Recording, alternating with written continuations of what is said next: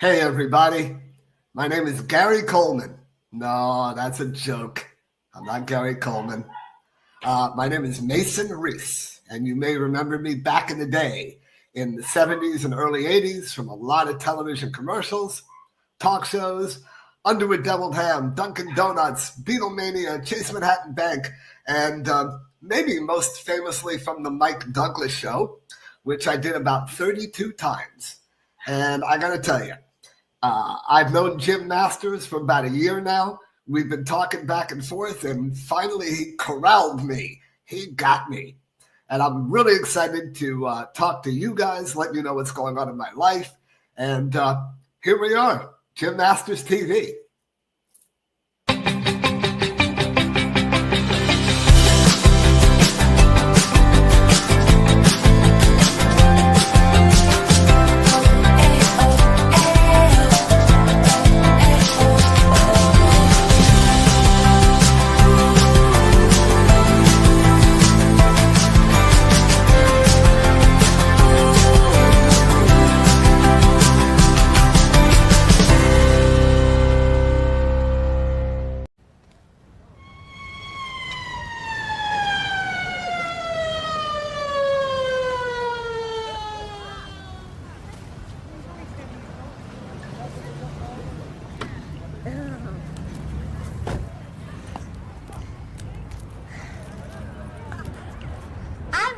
Mason Reese, badge 10.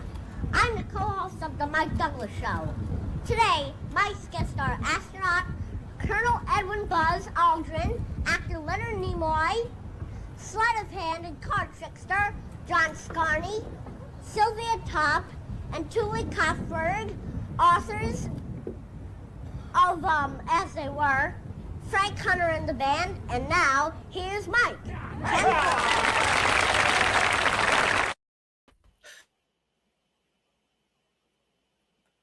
Where did you find that? I was going to say, not only does he introduce the Jim Masters Show, but years and years ago, he introduced the Mike Douglas Show. Now, somebody who's a broadcast host, TV radio guy, who always loved Mike Douglas and Dick Clark and all, the classic hosts, Cavett, all the rest, Regis Philbin. Yep. To see you do that and for you to do it here on this show, it is fantastic. It's like deja vu. Welcome, Mason Reese, to the Jim Masters. Thank you, Jim. Thank you. My pleasure. I'm a little older now, but that's okay. You're in beautiful Florida, right? A New York kid in Florida. A couple of gray hairs in the beard. Yeah, I'm living in Delray Beach, Florida for the last 5 years. Very, very nice. We're on the East Coast, like an hour north of Miami. What brought you to Florida? My older brother had lived in Delray for a couple of years at that point, and he called me up one day, and he said, "Have you ever heard of Delray Beach?" I said, "No, I've never heard of it." He goes, "Well, you know Boca Raton." I said, "Well, I know Boca Raton. It's where all the old Jews go to die. I'm going to get there eventually, right?" And he said, "Dude, I think you'd really like it down here. It's not New York City, not by a scratch, but it's got a lot going for it. And even though it's quiet, within 5 to 10 minutes, you've got everything you could possibly want." And I came down, I stayed with him for about a week, and a week later, I was a homeowner. So there you go. That is so fantastic. I mean, yeah, I love it. Have you ever met a New Yorker that isn't in Florida? No, I think pretty much all of them are, especially the old Jews, as I say, like me. Now that I'm 60, Oh my God. It's amazing. You've heard this millions of times, but you've been a part of our lives for such a long time. Television and entertainment and commercials and shows. And I think really the big four were you, Rodney Allen Rippey, and Mikey, of course, from the serial, and John Gilchrist, by the way, from Long Island, right? Yes, the whole family, the whole Gilchrist royalty family is out of Long Island. That's correct. And I forget the kid's name that sang the Oscar Mayer bologna commercials too. Well, his real name is Andy. All of a sudden, his last name is, I'm 60. What can I tell you? It's baloney. but his first name is Andy. That's his real name. Yeah. I mean, we were kind of like those 70s kids that were everywhere. You were the 70s version of the Rat Pack. Andy Lambros. That's his name. Andy Lambros. Shout out to you, Andy. Nice guy. You guys were the 70s kids version for everybody of the Rat Pack. Yeah. Basically. Without the alcohol and cigarettes.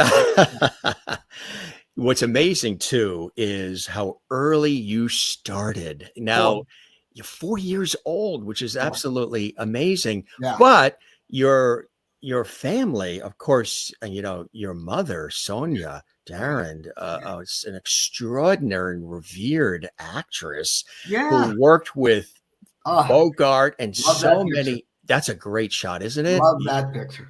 It's a beautiful, beautiful image of your mom. Yeah. So, some that saw you in all these great commercials and doing all of these fantastic things on television and on the Mike Douglas Show, and you were on Cabot, they might not realize that your mother was a revered actress as well. And your father also, he was involved with the Ideal Company, wasn't he? My father, for a while, that's a great picture too, was the vice president of the Ideal Toy Company, which back in the 70s was like Mattel. Yes. Huge. And the funny thing was, he was in charge of advertising, and he never hired me. Did you ever ask him why? No. Did he ever say why? No, I never did. Yeah. But I reaped all the benefits of having every toy you could possibly imagine. So I guess that was good enough. Absolutely. Did you realize when you were a kid, did you get to see her on the screen and realize, hey, that's my mother? Wow. The movie that you're referring to with Humphrey Bogart, that was called The Big Sleep, which in that genre of movies is legendary. It didn't do well. It wasn't necessarily a big hit, but for people who love the film noir genre, The Big Sleep is a very popular movie. And my mom was a huge part of the movie. She was really the second female lead to Lauren Bacall. I think she had 3 or 4 very big scenes with Bogart. But the inside knowledge of it was, my mom did not like the business. She didn't like, the behind the scenes politics of it. She didn't like the casting couch part of it. She didn't like the Hollywood party part of it. She really just wanted to come to work and do her job and go home to her mom and dad and, call it a day. But when people like Groucho Marx are inviting you to poker parties at his house, you have a choice at that moment to play the Hollywood game or to not play the Hollywood game. And my mom chose never to go down that road. So her acting career did not last long, maybe because it really wasn't for her. It really, truly wasn't.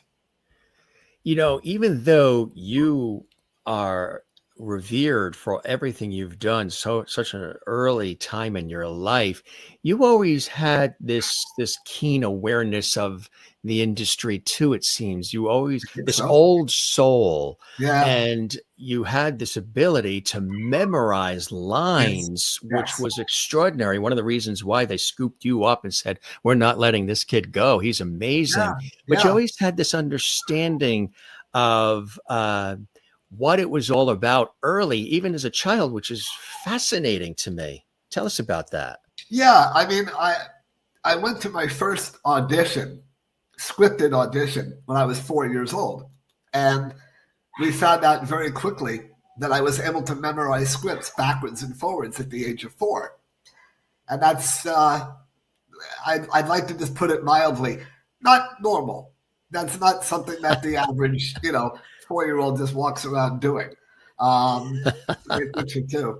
That was on the Mike Douglas Show when I tap danced. How many people has pinched your cheeks over the years? About 300 million. Yeah. That's why they're so big.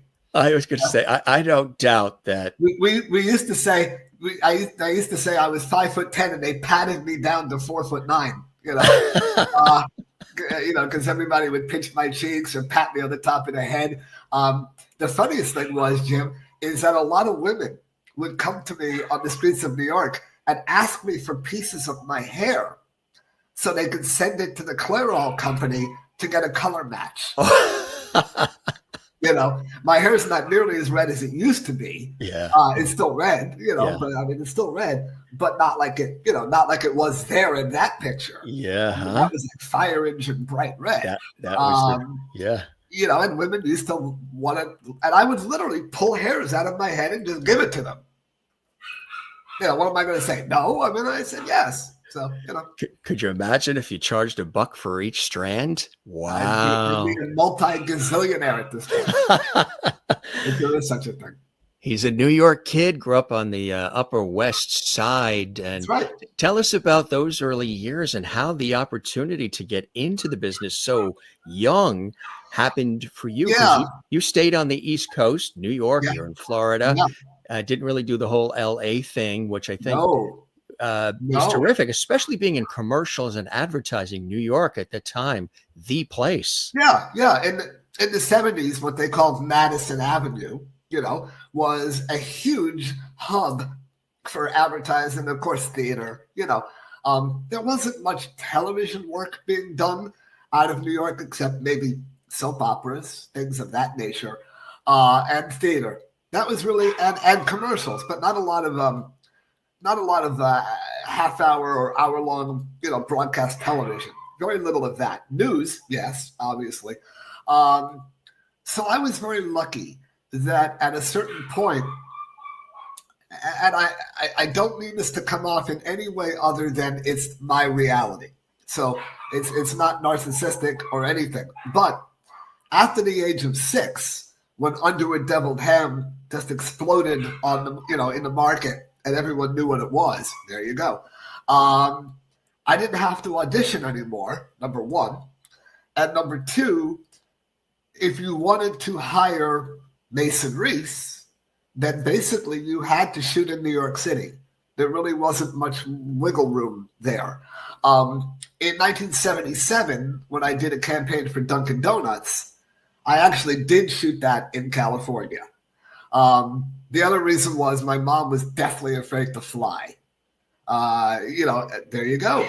That's such a cute picture. So Dunkin was done in California, but pretty much almost every other thing I ever did, other than, let's say, a talk show, Mike Douglas, things of that nature, were all done in New York City.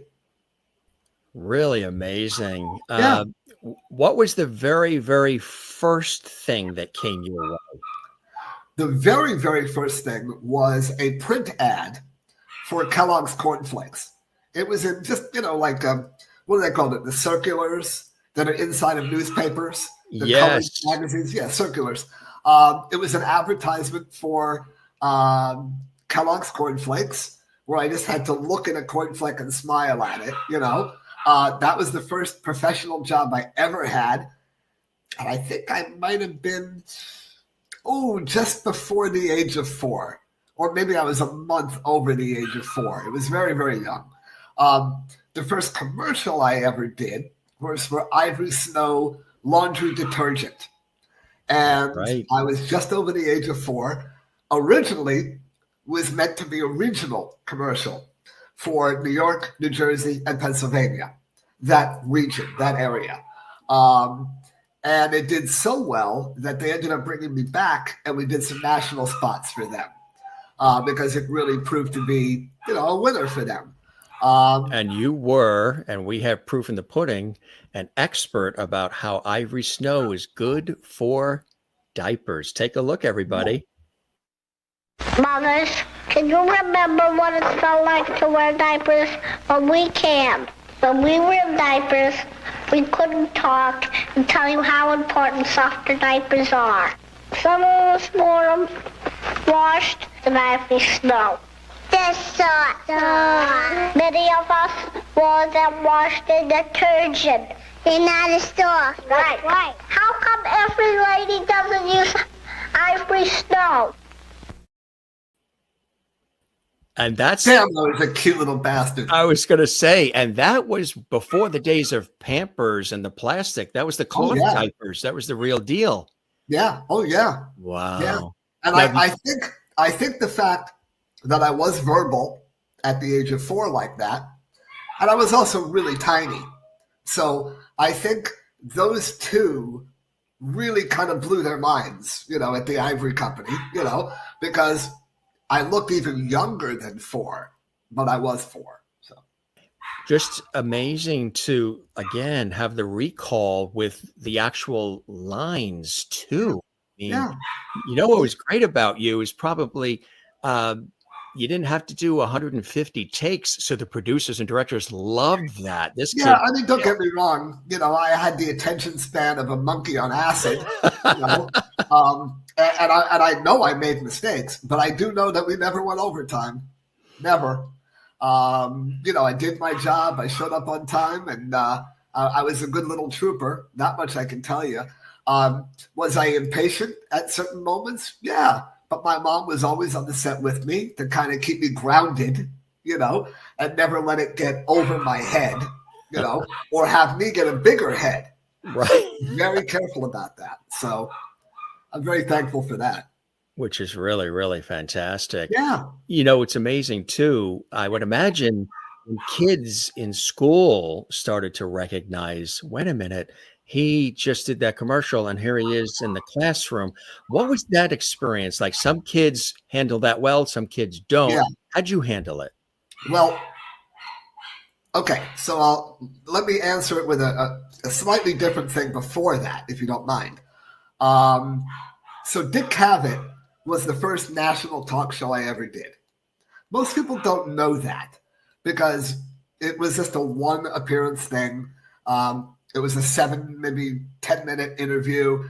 It was great, but Mike Douglas is really what propelled me into national awareness, really. And I was about 7 years old. So now to get back to the question. The people that were in my school, which was St. Michael's Montessori in New York City, I don't think the kids really cared that much, to be honest with you. I don't think it fazed them at all. And then later I ended up going to professional children's school where there were a lot of other actors and performers. So it certainly didn't faze them at all. I don't think I really got a whole, lot of hoopla in school, to be honest with you. I think I kind of flew under the radar for a while. Through the years, did they try to get you on sitcoms or to try to revolve a series around you like they did with some kids of the day? In 1975, and this is also not really that well known, but it's on YouTube if you want to watch it. I shot a TV pilot in 1975 when I was 10 years old called Mason, a sitcom based, about a very smart child who his older parents don't really know how to deal with him. They don't know how to relate to him. And he grows up in New York City. And we shot it for ABC in New York City. Filmways was the production company. And to make a very long story short, the very famous producer named Fred Silverman, who pretty much everyone has heard the name at some point or another, he was the head of CBS, he was the head of NBC. He was a very, very popular guy. So in 1975, when we shot the pilot, he was coming over from CBS to ABC.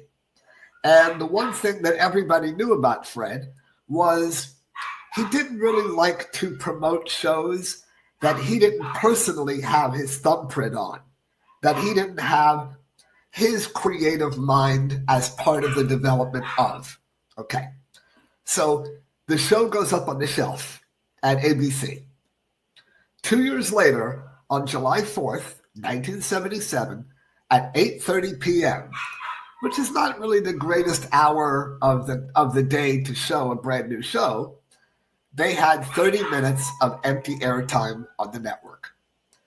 And they decided to pull my show off the shelf and put it on at 8:30 on July 4th. Well, the show got ridiculously high ratings, the second highest ratings ever in that time slot. I'm not sure. Happy Days might have been maybe before me in terms of ranking of ratings. But we got, according to the Nielsen's, basically what Cosby was getting on a weekly basis, like a 17 share, something like that. And because Fred's ego was involved, he did not want to redo the show. What he did do was he hired new script writers to write a pilot for another Mason, something that he could creatively be involved in. But the pilot was horrible. The script was horrible. So nobody ever picked up the phone. And by then, the entire cast was no longer under contract to ABC at that point. And there goes that. But what an experience to be a part of something like that too, Yeah. huh? Yeah, and I got to tell you, I look back literally 50 years later, and I've watched the show, and there are subject matters that could never be done today. Mm. They're just a little too, not in the world we live in. It would not work for today. But in 75, it was perfectly acceptable. Mm-hmm. And I got to work with some incredibly talented people. Barry Nelson from The Shining played my father. Barbara Stewart played my mom. I mean, we really had some wonderful, wonderful people in it. But it just wasn't meant to be. And then about 7 years ago, I tried to launch a pilot called Life Interrupted. I'm not sure if you've heard about that or know about Absolutely, yes. And I formed a production company with a guy named Stephen Wishnoff in California. He wrote the show. He created it. He basically, we put the cast together. There you go. That's pretty much everybody in the cast. Yeah. That was shot in a great little bar in Los Angeles called the Mint, and the concept of the show is that my soon-to-be ex-wife and I own a bar in the East Village of Manhattan, and so we shot that particular scene on location in Hollywood. And but again, it's not easy to sell a show. It's incredibly difficult. Yeah, that's the primary cast photo. Michael Leonard, Mom from the Waltons, Erin Murphy, Tabitha. I mean, you were surrounded by some great people. Well, and my favorite one of all was the late, great Dawn Wells. Oh, yeah. Who plays Allison Arngram's mother in the show. And she plays the manager of the bar who always loves to give me a lot of crap, and just emotionally and verbally smack me around a little bit, And it was probably one of the highlights, honors, and privileges of my career to have a couple of scenes and to work with Dawn. Well, who also misses Dawn is Gilligan. Oh, This was sent to me by Dream of Denver, Bob Denver's wife. She was a guest several times on our show. She's a big, friend and fan. And she says, you got the I, Jim and Jeannie bottle. You've got the George Burns. You're missing this. So we're thinking of Dawn, and Bob is as well. Yeah, and I think about her all the time. I can imagine. She was just such a sparkling diamond of a person, and as sweet as you would imagine her to have been, she was even nicer. She did have a saucy side to her, though. Let me tell you, she was a little bawny, and most people don't know that unless you actually knew her. She had weekly poker games in her house. She had a little mouth on her, too. She liked to sprinkle in, a couple of choice words in her dialogue. She also loved her dirty martinis. So she was really just a good woman that I miss very much. A real delight and a pleasure. Yeah. And that's something that you never really took in. You didn't drink or get involved in any of that, right? No, I've never had a drink in my life, even though for 20 years I owned and operated bars and nightclubs in New York City. I'm proud to say I never had a drink. This is sugar-free lemonade. And the only drugs I've ever done in my entire life were in a hospital. like after surgery or something. Whatever, right? They have exactly. Never went down that road, Jim, and I'm incredibly thankful today that I never did. And people would say, thank God, God bless him. How did you manage to do that? Because a lot of child stars, it doesn't always work out that way. And there's a plethora of people who've been spotlighted who have unfortunately passed early. Was it love of family, strong family around you, watching over you? How did you manage it all? That and more. Unfortunately, child stars have developed a little bit of a stigma. And a little bit of an unfounded reputation. I mean, out of the bazillions of child stars, there have been a handful that unfortunately fell down that rabbit hole and gave in to their demons, their inner demons. And yes, it's a combination of my mom and dad. My father may have had 5 beers a year, maybe, if that. My mother was originally from San Diego, California, and she grew up on the beach. My mother never tasted coffee. My mother never had a slice of pizza. She was a health nut before health nut was, a thing in California, didn't really eat red meat. I mean, she was really a very health conscious person, which is probably why she lived to be 96 years old. But yeah, and the other thing, Jim, is that I'm what I like to describe as a control freak, but I don't want to control others. I just want to be in control of myself. And I'm also a little bit of an impulsive person. And I have a tendency to have a slightly addictive personality if I'm going down that road of something I really enjoy. So I made a conscious effort in my teens, which is when I started going out in New York City nightlife. I started going out when I was about 17 years old. And God knows it was certainly given to me on a silver platter if I wanted it. I mean, any designer drug, any drug you can think of was offered to me at some point in my life. But it was a strong-willed, strong-minded decision that I made at a very young and early part of my life. It's very inspiring for others as well. And were you a part of the organization that Paul Peterson founded and that really looks out for? It's called a minor consideration. Right. It is the #1 child performer advocacy company in the country. There's no one bigger.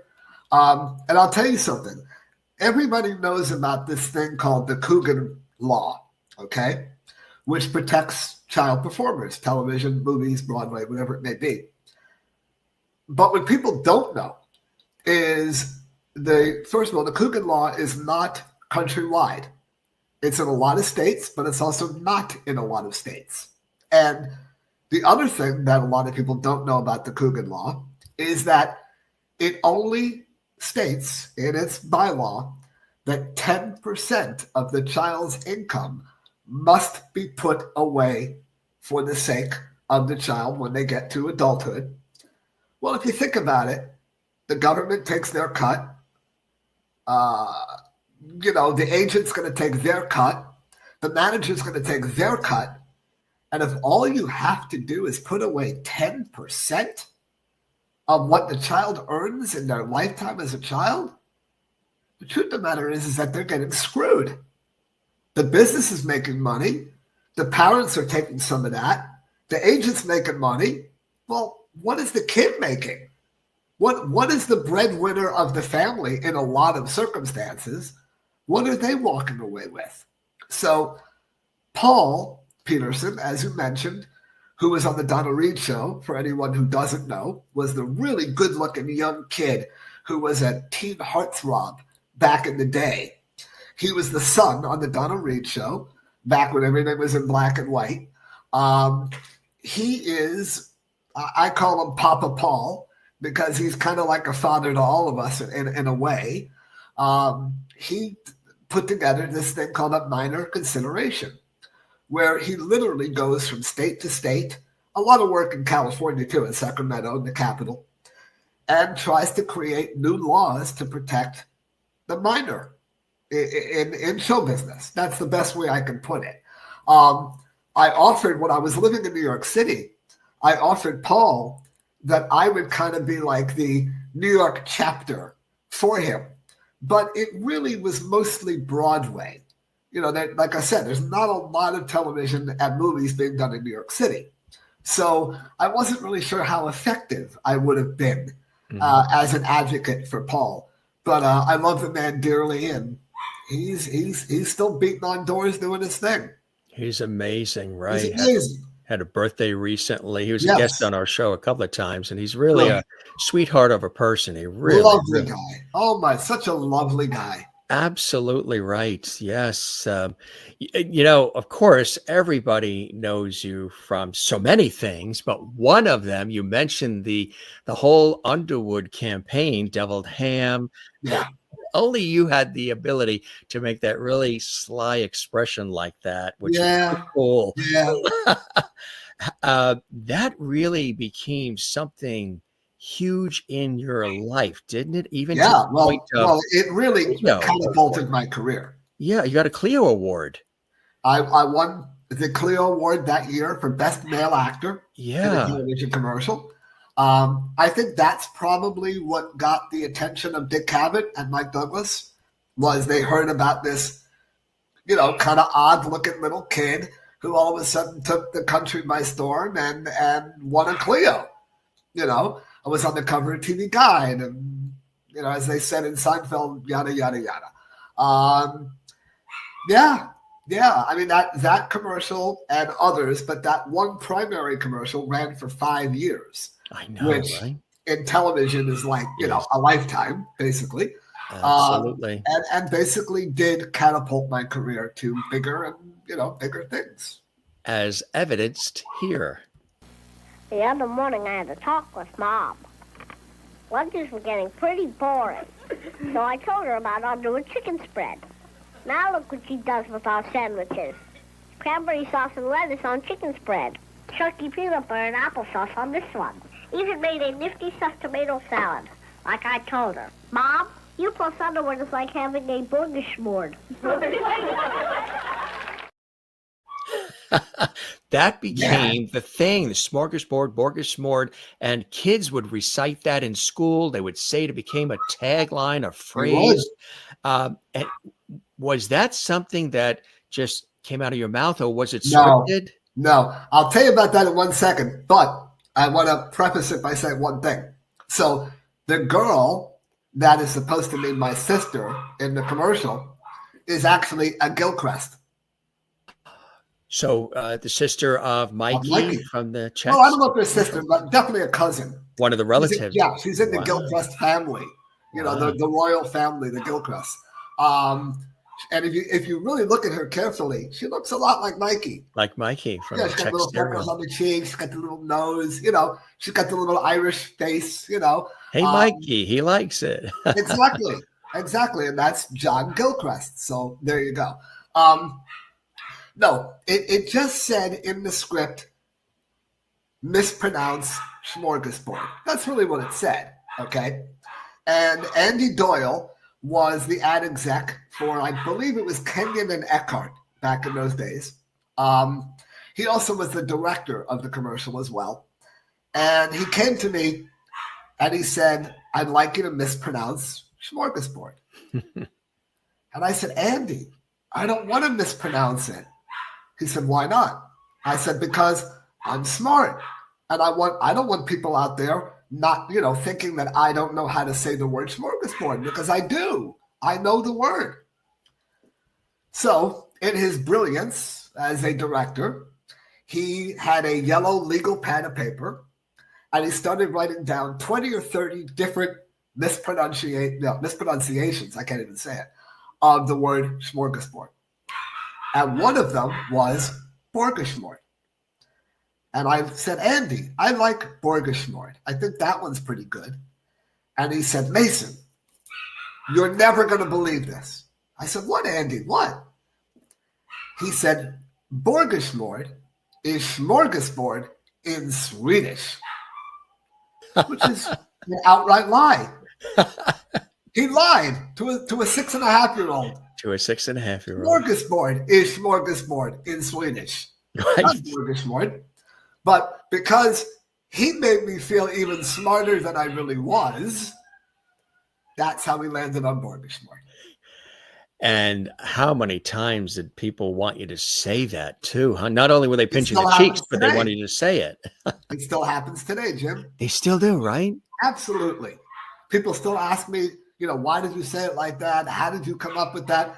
I don't give them the whole story, like I just did. But yeah, people still ask me. They don't even necessarily remember what the commercial was for. Right. But they remember the tagline at the end. Do you ever, when you look back at it all, and we have much more to talk about, but Good. do you ever pinch yourself and say, wow, I was really a part of it? And I was a part of it at a time when, especially television was the place for kids and teens and everybody to go to. What it was on television, the commercials, the jingles, the TV shows, the miniseries, whatever it was, the newscasts, it was godlike in a way. So anybody and anything that was on it was so absorbed and part of the vernacular for forever. And do you ever look back and say, wow, it was really cool that I am in the annals of history in broadcasting and television and entertainment and advertising and all of it in a way that still resonates with people today when they talk about it? So in New York City, about maybe 15 years ago, I was in a bar shooting pool on the Upper West Side of Manhattan. And I'm sitting next to a girl, talking to her at the bar. And she says that she went to the Museum of Television and Radio in New York City. And she was a younger girl. And I said to her, oh, cool, I'm in there. She goes, what do you mean you're in there? I said, I'm in there. I'm in the Museum of Television and Radio. And when I say things like that, I don't take it lightly. I do understand what I meant to people. I understand about what it felt like because, the television in people's homes back in those days, it was a focal point of the family. The mother, the father, the children, the dog. It was everybody sat down to watch television. And some of my work was on, 1 million times a day, every day across the country in different markets, and I had so much fan mail that came to me either via the Mike Douglas show or via my agent, whatever it was, that said you were like a part of my family, that we grew up watching you, that my mother loved you. That was the biggest one I ever got. That was the biggest comment in almost every letter was, my mom loves you. My grandmother loves you. I even got people that said to me, why can't you be more like Mason Reese? He looks like such a nice guy. Why can't you be more like him? Look, Jim, it's there's a well-known actress. Her name is Barbara Crampton. She does a lot of horror genre movies. Beautiful blonde-haired woman, gorgeous blue eyes, beautiful lady. She came up to me at an autograph convention about 12 years ago, and she goes, holy shit. She goes, you're a cultural icon. That was a big one. I had never heard really that expression before. Cultural icon. I'd heard pop icon. And I don't even really know quite how to react to that. I do know that living down here in Florida, where, the average median age is death, pretty much, or knocking on the door, that, it's definitely my demographic down here. There are a lot of people over the age of 60 down here in Florida. And so many of them. I mean, even this morning, I was out with a couple of friends that live down here at a little deli in my neighborhood, little place called the Bagel Tree that I love to go to. And this lovely woman, probably in her mid to late 70s, I would say, white hair, came up and just, complimented me and said how much she enjoyed watching me and how lovely and I made her laugh and things like that. And, there's nothing better. There just isn't. No, absolutely. Knowing that you touched somebody, that you meant something to somebody is really one of the most lovely things that can ever be said.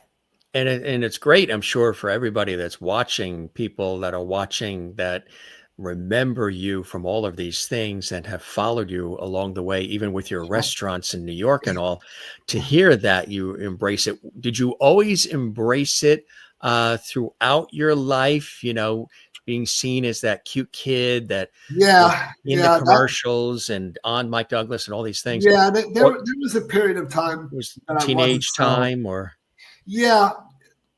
Okay. So when I started going out to nightclubs in New York City, I was about 17 and a half, give or take. And New York back in the 80s was magical. I mean, when some of the greatest nightclubs in the history of the world, really.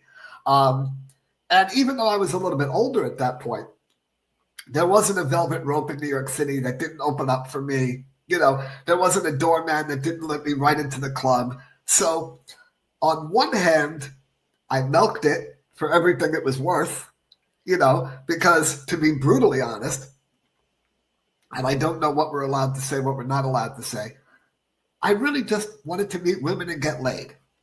That's the bottom line. I wanted to be a kid. I wanted to enjoy life, and I wanted to meet women. That's it. That was my singular focus in my life.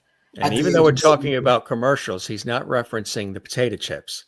That is correct. It's called What Men and Women Do in the Privacy of Their Homes. Cuddle.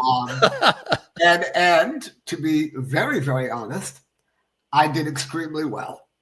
Now, it wasn't because of my sparkling personality or my ravishingly good looks. It was because I was still riding the crest and the wave of fame. Really, that's really what it was. I mean, listen, I don't have any illusions. I'm very well aware of who I am and what I represent and everything else. I'm a strange-looking little troll, who's kind of cute, but I have a lot of other wonderful aspects and things about me that if you get to know me, great, But in 1982, when I was going out to New York nightlife, I didn't give a rat's what that anybody cared about me on a personal level. However, I resented my fame to a certain extent as well. And there will be people who I met back in the 80s who will say to me, "Oh, I met you at the China Club back in 1985 or whatever." And the first question I asked them was I nice to you? Because my parents were getting divorced. My career was definitely on the downslide. The knock at the door was few and far between at that point in my life. And I think I was bitter and I think I was angry at some personal things as well as professionally as well.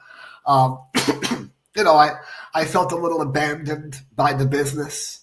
And I really didn't want to talk about it very much, probably at that point in time. But the one thing about me, and you mentioned it earlier, is I am very introspective. I'm a deep thinker. I don't mind looking at my faults and my frailties. I don't have any problem doing that. I like to think that I learn from my mistakes. And the funny thing is, almost every single person that I've ever asked, was I nice to you? They always look at me and they're like, yeah, you were really nice. Like, why would you ask me that? Well, that was because it was my inner turmoil that I was going through at that point in my life. Maybe I didn't share it with the public, maybe as much as I thought I did, because I was definitely feeling it. And I think that's the best answer to your question, I think. Even when you were a kid, when we would watch you on Mike Douglas or in the commercials, I always sensed that there was an introspection. There was an old soul in there that you had Yeah, you were absorbing like a sponge, everything around you yeah, and feeling it. And you took the work seriously and you were a kid having fun, but yeah. there was just something about you that had this introspection, which is a good thing. Do you reflect on a lot of things or are you able to detach and move forward with everything that you're doing? Yeah. So okay, so that's a multifaceted question. Um, yeah, I am able to detach what I am now from what I was then. Obviously, yes, people still come up to me and still compliment me, which is lovely.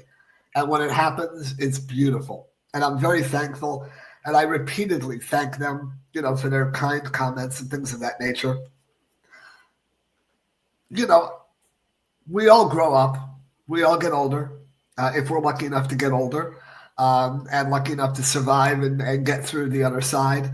Mhm. Um, hopefully not too many scars and in one piece. Um, yeah, yeah. I was introspective. I will say, and again, I hope this doesn't come off as braggadocious, but when I was 7 years old, I had 148 IQ, and Hmm. I was analyzed with a third-year college reading level. Okay, Wow. Right. so yes, a lot of things came easily to me in terms of that, in terms of my emotional intelligence and my intellectual intelligence. I think I'm a lot more emotionally intelligent now. I probably have the IQ of a 7-year-old now, but I'm a lot more emotionally, more intellectual in that side of things. Um, but yeah, I think I was a very sensitive child too. Um, I don't know if you were going to discuss this or not, but the Harry Chapin thing with Mike Douglas, I cried on the Mike Douglas show a couple of times, Mm. just out of pure emotion.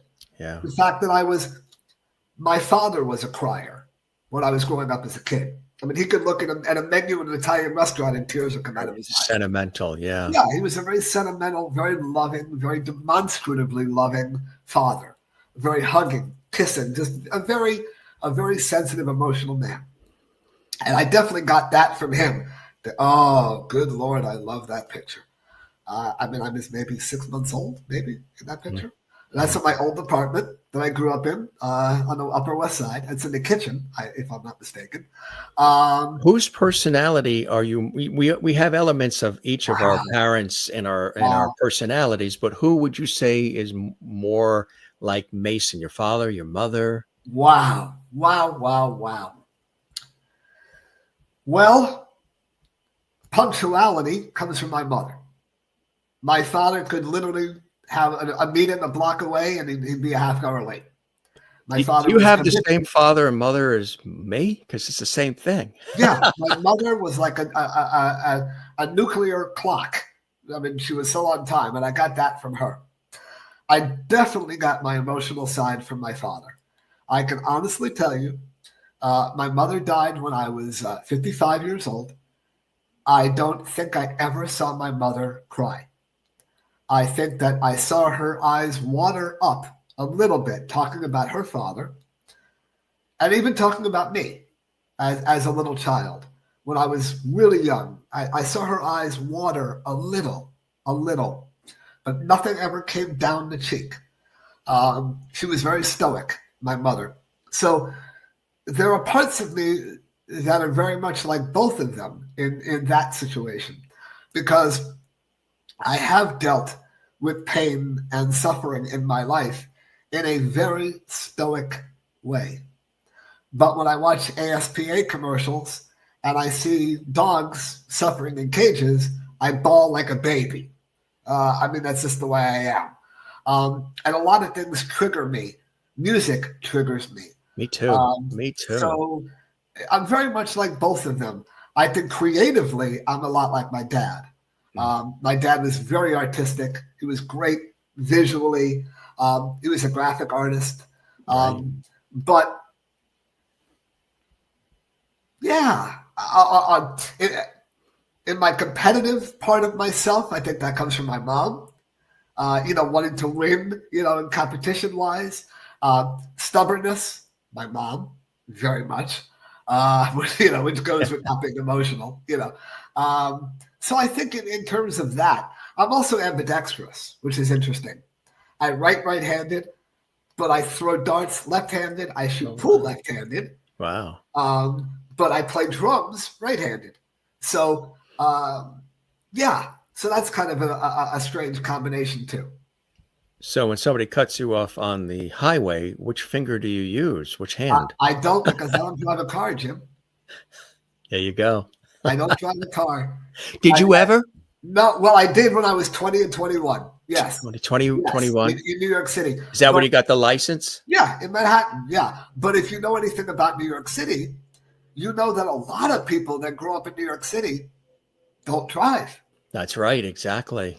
We don't have cars. Maybe if you go out to Brooklyn or Long Island or, Queens, whatever, surrounding areas. But in Manhattan itself, the island of Manhattan, you're actually better off not having a car. Yes. Because of congestion and traffic and parking. It's a mess. Right. But the last time I drove a car, I was 21 years old. That's amazing. Yeah. So I have a cute little scooter that I have down here. Oh, that's great. I go to Publix and I go shopping and I go to CVS or Walmart, wherever I have to go. And I take my little scooter with a little basket and I scoot around. Or if I want to go to downtown Delray Beach, it's like a $16 Uber ride. That's cool. That's what I do. Think about all the money you've saved too. You know what I mean? Oh my God. On gas. Car insurance and just all of it. Gas, maintenance, parking places. Yeah. Oh yeah. I thought about it. I thought, when I first moved down here 5 years ago, I actually thought about it. Maybe I really should take a refresher course, just get a used car, something small, easy to, maneuver around. But then I said, no, where am I really going to go? The way people drive today, you're better off not. And I'll be honest with you, Jim. Take your life in your hands now. There's a lot of people down here in Florida that are past the age of driving that really should have their keys taken away because they're driving like this. They can barely see over the steering wheel. And since, right. And since the pandemic. Oh, man, you should not have a set of keys in your hand. And since the pandemic, they're like loose animals out of cages the way they're driving now, the road rage. So you're better off. You stick with the scooter. It's the better way to be. And I don't ride in the street. I actually ride on the sidewalk. So there's no danger of getting hit. No danger of any. And the sidewalks here, unlike New York City, are actually very nice. They're nice. They're very well paved. They're wide. They're very well maintained. Yeah, not like New York with the big potholes. You mentioned, we referenced him a little bit, but he really was one of the great television hosts, entertainers, singers as well. And you befriended him and he befriended you and you were on his show. Yeah. Mike Douglas was very important in your life. Tell us about Mike. Well, Mike probably single-handedly was the biggest influence in my career. Yeah. His audience was millions and millions of people. He was based out of Philadelphia, syndicated out of Philly. KYW, Channel 3. KYW, right in Independence Mall, right there, man, right in the heart of Philly. Which was nice because I lived in New York City, so they would actually send a limo down up to New York with me and my mom, and 2.5 hours later, we'd be in Philly. There she is. Yeah, she was so beautiful back then. That's a great so Mike was an easy peasy, skip and a jump from, for us to get down there. Mike was incredibly influential. He has a memoir, I think, called My Life, that he wrote many years ago. And there's 5 chapters dedicated in the book to me. That's right. So did you work with or know, he was a guest on our show too, because we've done tribute episodes. We did a celebrity tribute episode to Peter Marshall, Wink Martindale, and some others. Ernie DeMassa, the prolific who was involved with Mike Douglas. And Evie DeMassa.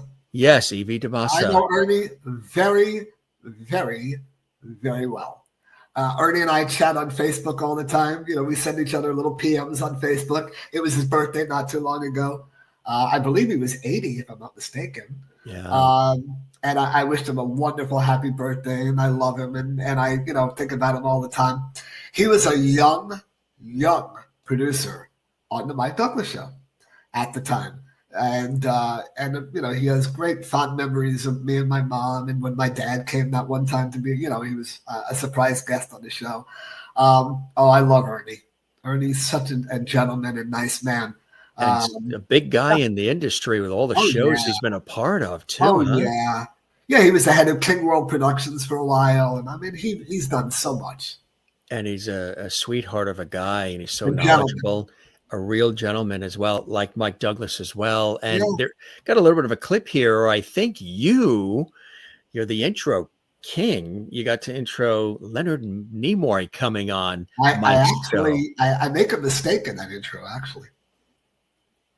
I do.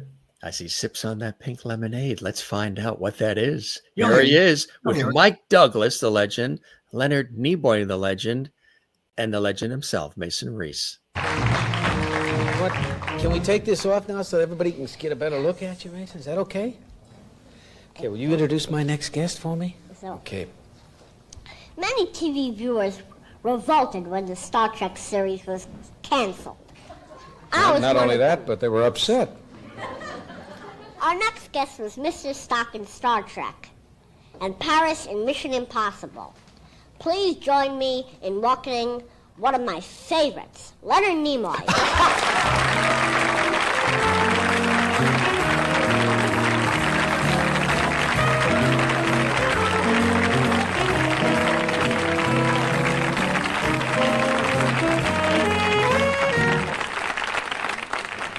I don't want to stop your applause, but that is a sensational suit. Thank you, thank you. Put it together from some old pieces, I think. That's just good. There is probably the biggest fan you have in this world. I just discovered that. That's fantastic.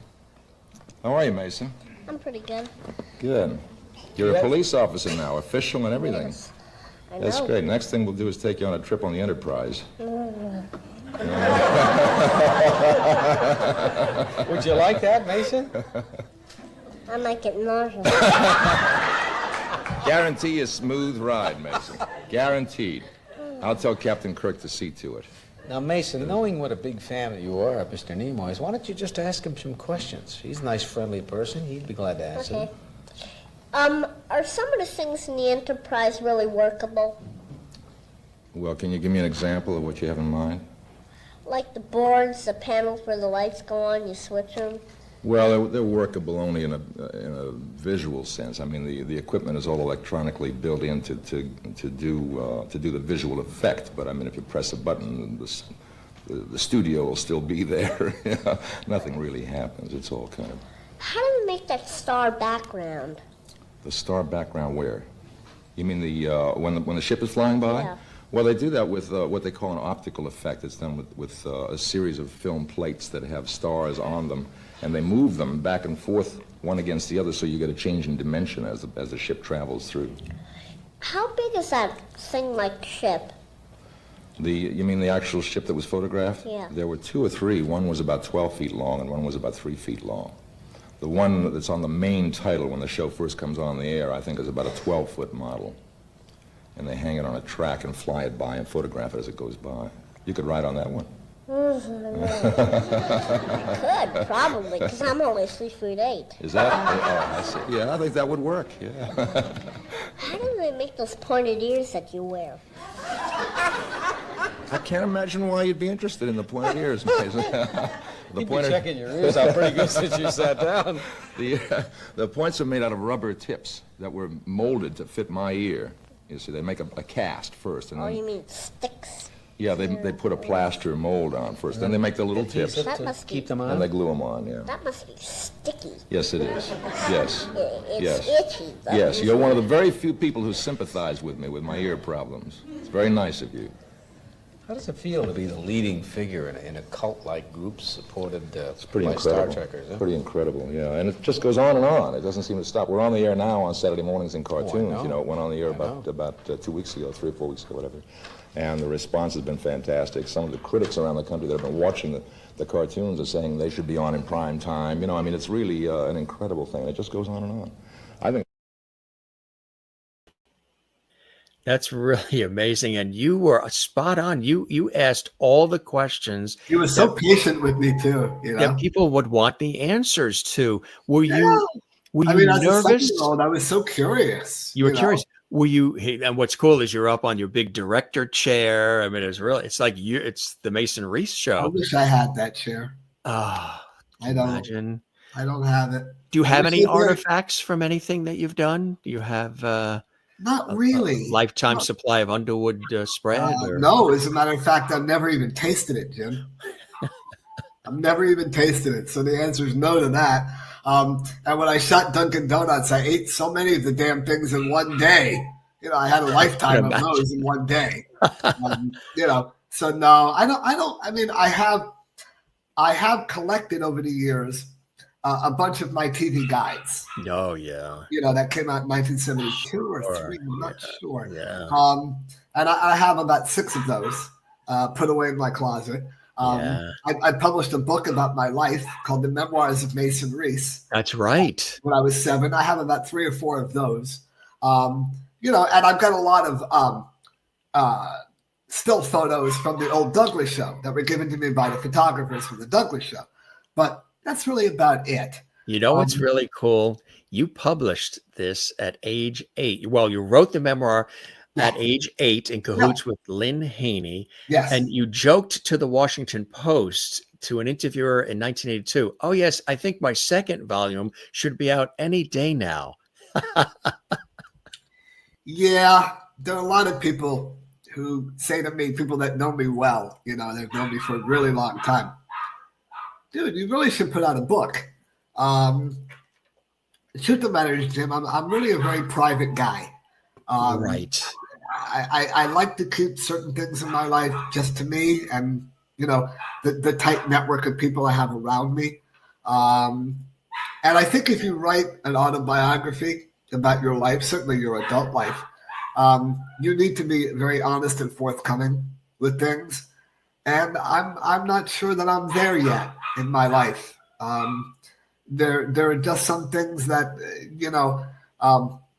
I've had hardship and I've had, hospitalizations and things that I never, ever went on Facebook and talked about, because I just don't think that the average person out there needs to know. And I don't mean that the people out there are average or that they, No. I don't mean it that way, but, it's almost like on a need to know basis. If you're in my circle of people that I love and that I cherish in my world, my life's an open book. There's nothing that you don't know about me. Right. But, there's just certain things I think that need to go to the grave. And that's a perfect, beautiful, understandable way to be, because you've been in the public eye for so many years. You have to keep certain essences of yourself to you. To maintain your sanity, I think you have to. To maintain the sanity. Exactly right. I think you need to. I think certain things just need to be left unsaid or untalked about.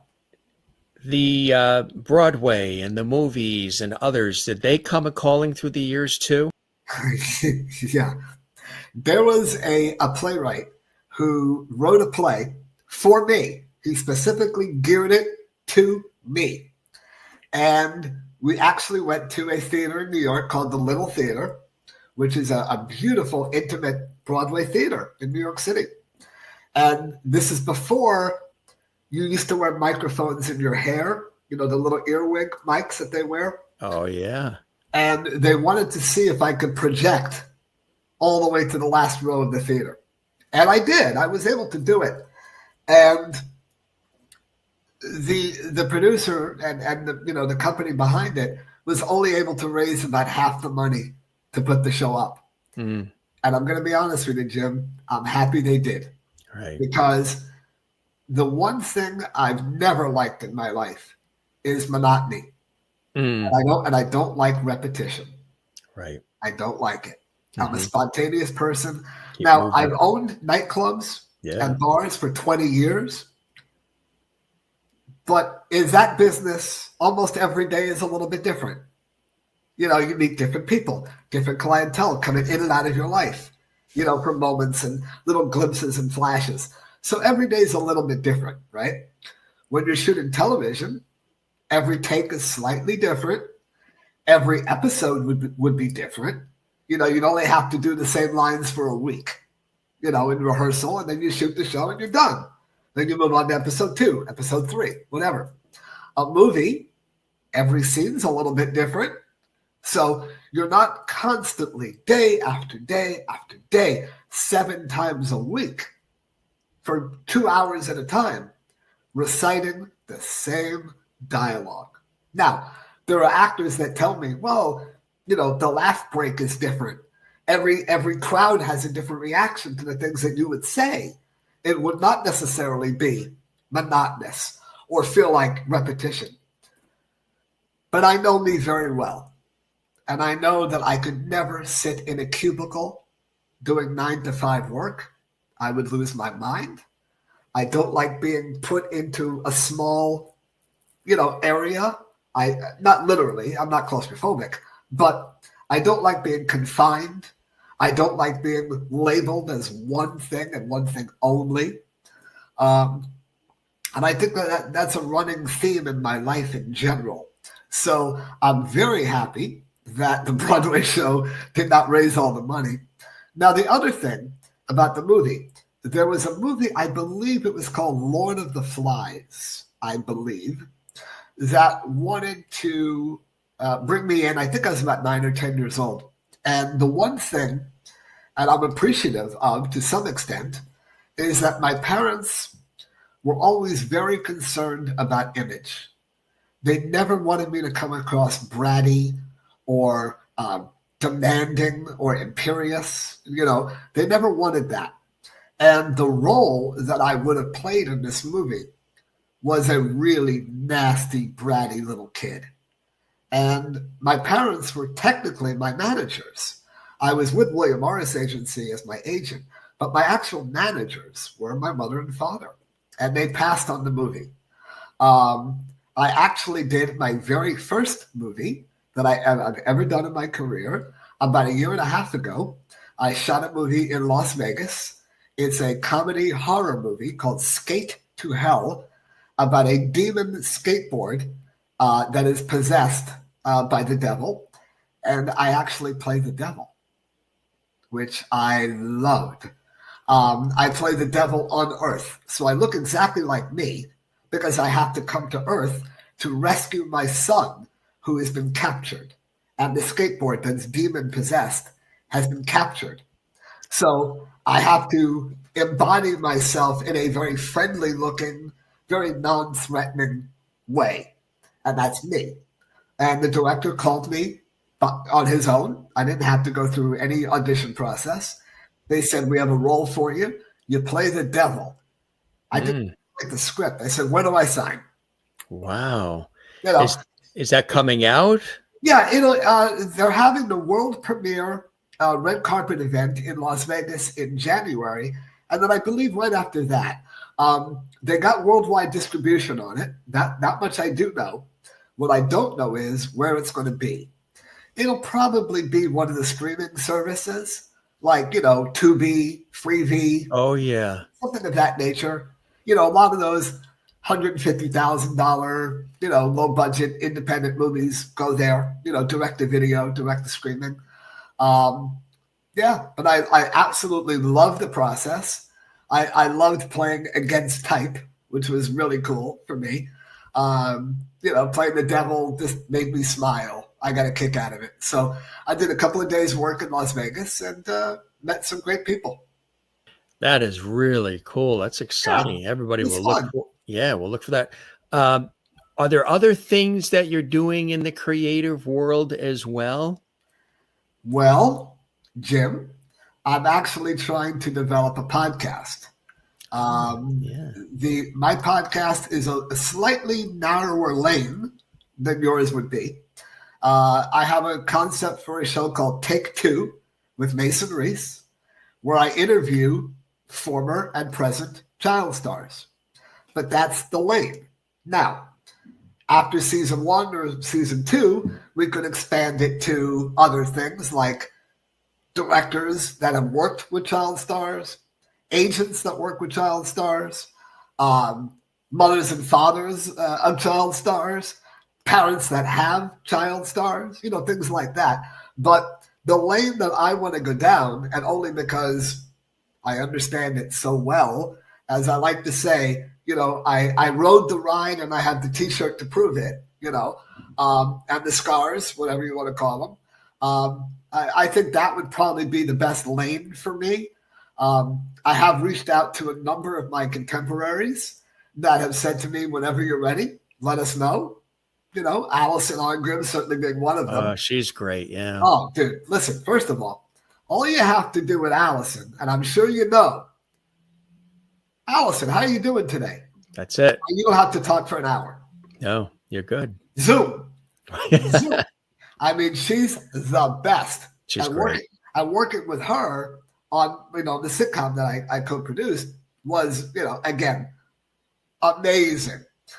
In the opening scene of the sitcom, we're talking about our impending divorce. And I forgot that we had a lawyer's meeting because my character is an alcoholic, actually, which is hysterical. And he drank too many shots the night before. He overslept. He didn't make it to the lawyer's meeting. And she starts screaming at me, and blood is shooting out of her nose, and smoke is coming out of her, her eyeballs. And all I can think of is Nasty Nelly yelling at me. And I'm like, because she's scary. And with those eyes, too. Those eyes are, Yeah. And Nasty Nelly is yelling and screaming at me in the scene. And it was a Confessions of a Prairie. I've seen that show. I've seen it live. It's great. Yeah. I actually saw her in New York at a small theater in New York. She's amazing. And I actually wrote her. I questioned her because she does Q&A with the audience, And I said, what was it like working with Mason Reese? And she loved it. She picked it out of the hat. Now, were you in the director's chair like on the Mike Douglas show? I wish. No, let me tell you, man. I tell people all the time, I don't have very many regrets in my life. I really don't. I don't live that way. One of them is I would love to still have that chair. 53 years later, to still have that director's chair with my name in big letters, I would love that. The other regret that I have in my life was not staying in closer contact with Mike Douglas over the years. It would have been my honor and my privilege, not in a good way, but I would have gone to his funeral. I would have loved to have been there with his family, to have met his family, because I never got to meet them. I know that his wife and 3 daughters, his wife Genevieve, I believe her name was, and he had 3 daughters. I would have liked to have been there for that. I would have liked to have stayed in touch with him, through the 80s, the 90s, the 2000s. But unfortunately, I was just kind of thinking about me, I wasn't really thinking about how important he was as a figure to my personal life and my professional life. And those are 2 regrets I carry with me. Well, he's with you in spirit, obviously. So. He took to you early and he saw something special, and he gave you the platform to show it to the world along with all the other things you were doing, but in a unique way, being on that talk show, which was something really very, very special that you'll take with you forever. Forever. Yeah.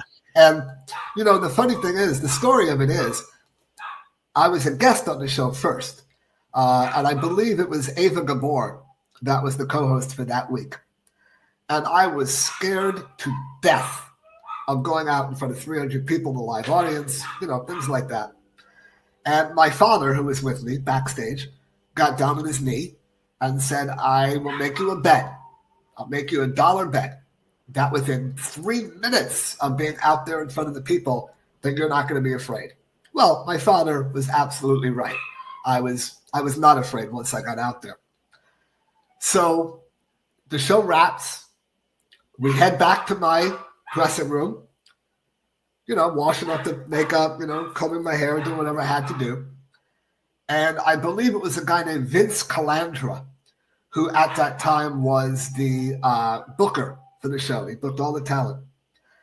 And he came up to us and said, "We'd like to have Mason back as the co-host." And my mother and father literally crapped their pants. And the reason was, well, you can corral him for 7 minutes, but can you corral him for 90 minutes for 5 episodes? And at the time, we shot 2 episodes on a Monday, 1 episode on a Tuesday, and then 2 on a Wednesday. Well, that's 3 or 4 hours on a Monday, 3 or 4 hours on a Wednesday. Right. Can you corral him for that long a period of time? Is he going to say something? Is that little filter in our brain that I didn't have, is he going to say something that's going to shock, the world, whatever? So we were very scared about that, but they assured us that they would, treat us like family and with kid gloves. And as I said, Ernie was a major part of that. Vince Calandra was a major part of that, and Mike was a major part of that. And, well, the proof is in the pudding. It worked out pretty well. It sure did. And again, it's in the annals of history. People just got a chance to fall in love with you then.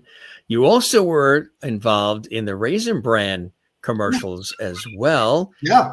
Back around 1970 or so, which was another terrific run it for couldn't you. have been 1970. It had to have been at least 72 or 3. 72 or 3. Yeah, because I was born in 65. So yeah, I had to have been at least 7 or 8. Yeah. I would think. Yeah. And here it is. Where's my Post Raisin Bran? I've got the Post Raisin Bran. Cause I just wanted to tell you, this cereal's got a lot of delicious raisins. And I get fun stickers too. Just peel them off, and you can stick them on almost anything. There's 3 cents in all, and you get 1 cent free in every specially marked box of Post Raisin Bran. Hey, Jan, how about the Post Raisin Bran?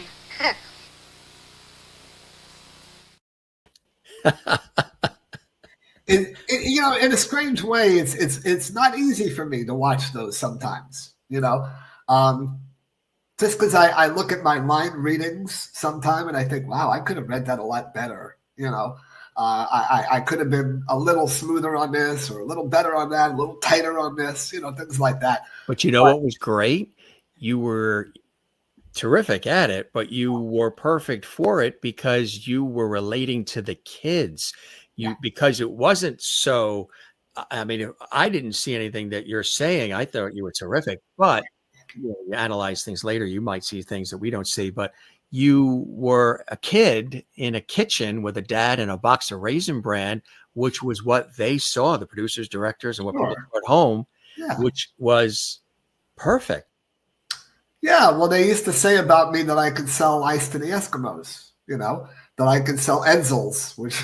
They could have used you back then. Yeah, I mean, I there wasn't much I couldn't really sell. I did sell a lot of food product. That much I do know. Not every commercial was food, but a lot of them were. No, I definitely, and I will say that before I came along in 69, I guess it was 70. Every kid kind of looked the same.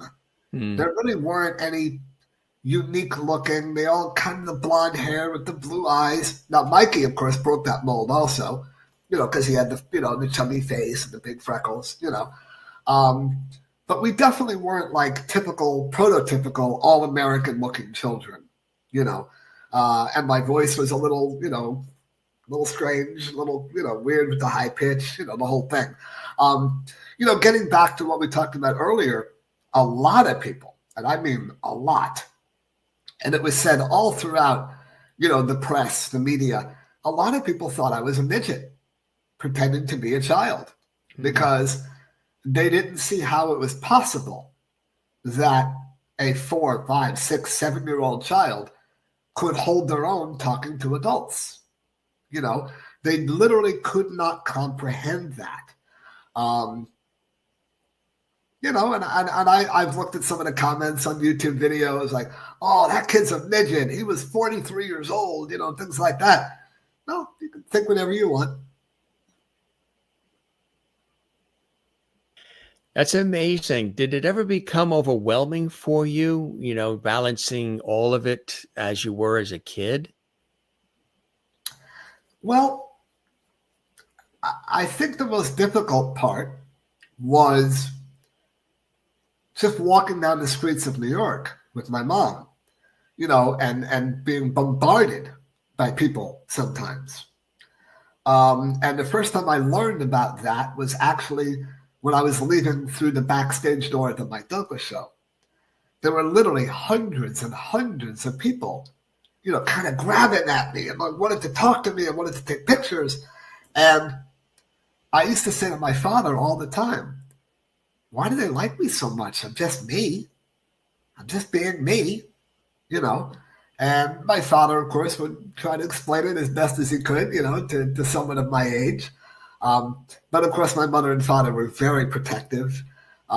We had rules. One of the rules was if we were out at a nice restaurant eating dinner, if you wanted my autograph or if you wanted to take a picture with me or something like that, could you please kindly wait until dinner was over and we were done with our dinner? And if that was too much to ask, well, then sorry, next time, maybe, whatever. Mm-hmm. But my father was very adamant that when we go out with the family, that was family time and people would have to respect that. Which is great, which is perfect.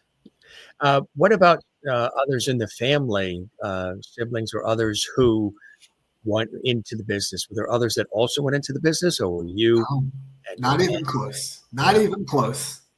No, they all went to high school and off to colleges and then, family, kids doing their own thing. Nope. So nope. But the funny thing is, when I was about 4 years old, they would take me down to Riverside Park in New York City and parade me around on a leash. What? And young people would say, that's him. That's him. And that's my brother, And they would pick up chicks like that.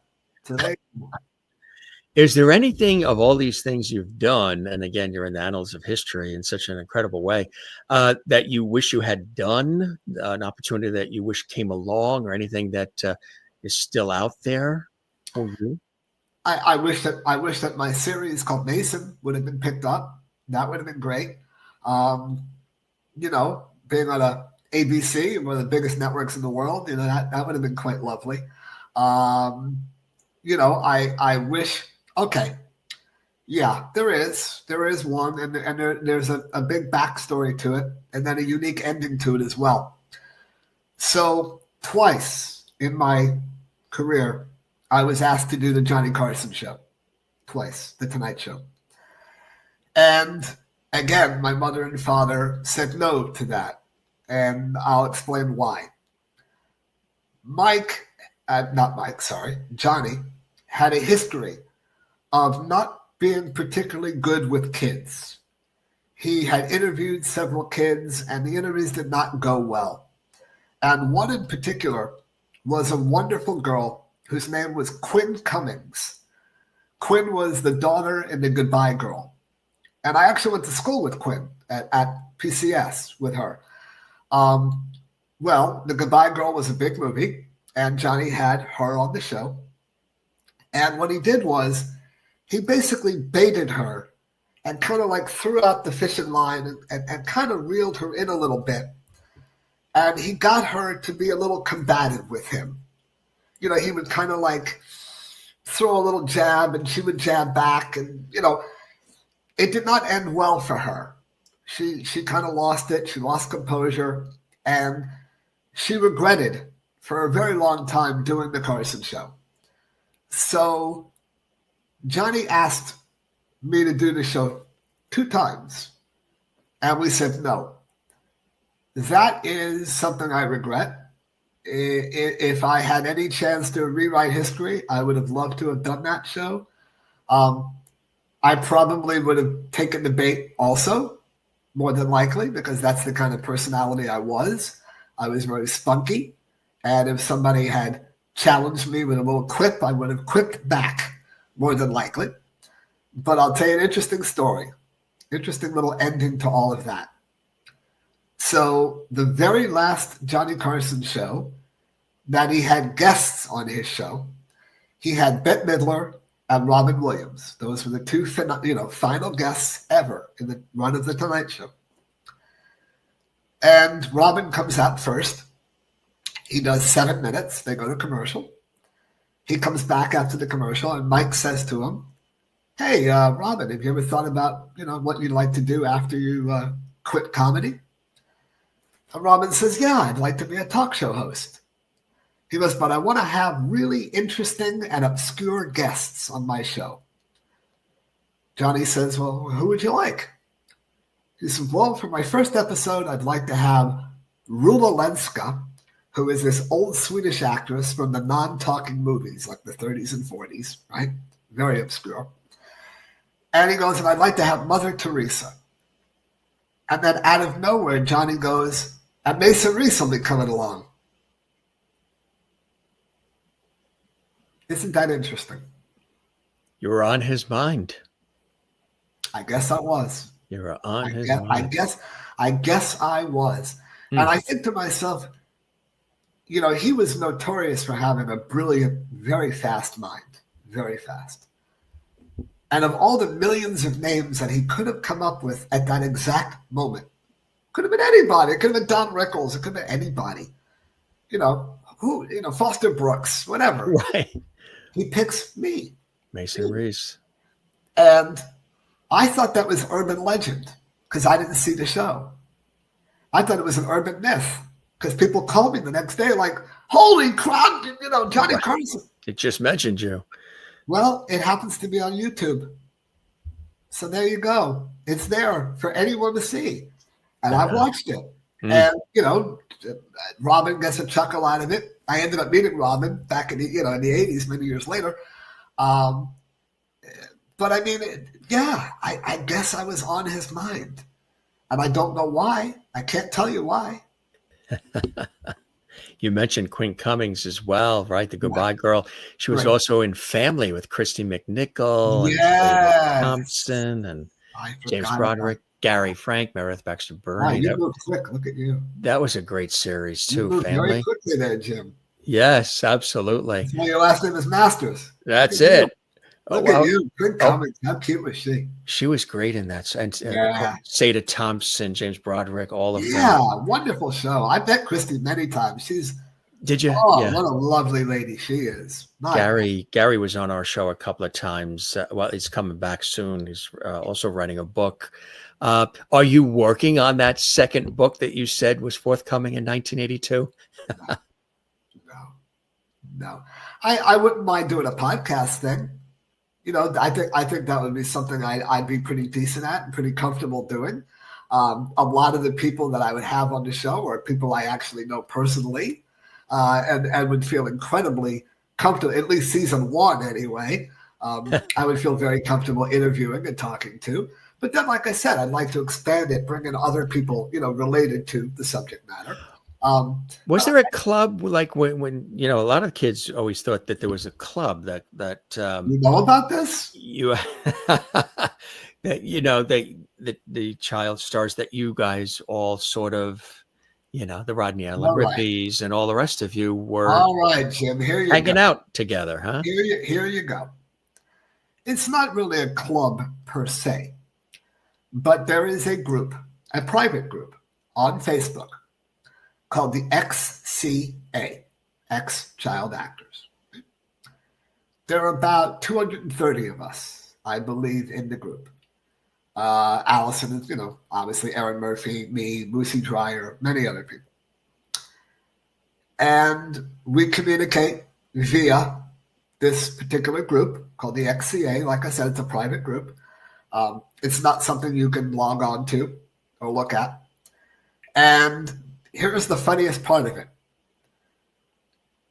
99.9% of them live pretty much in the Los Angeles area, or certainly somewhere in California, adjacent to Hollywood in that area. Okay.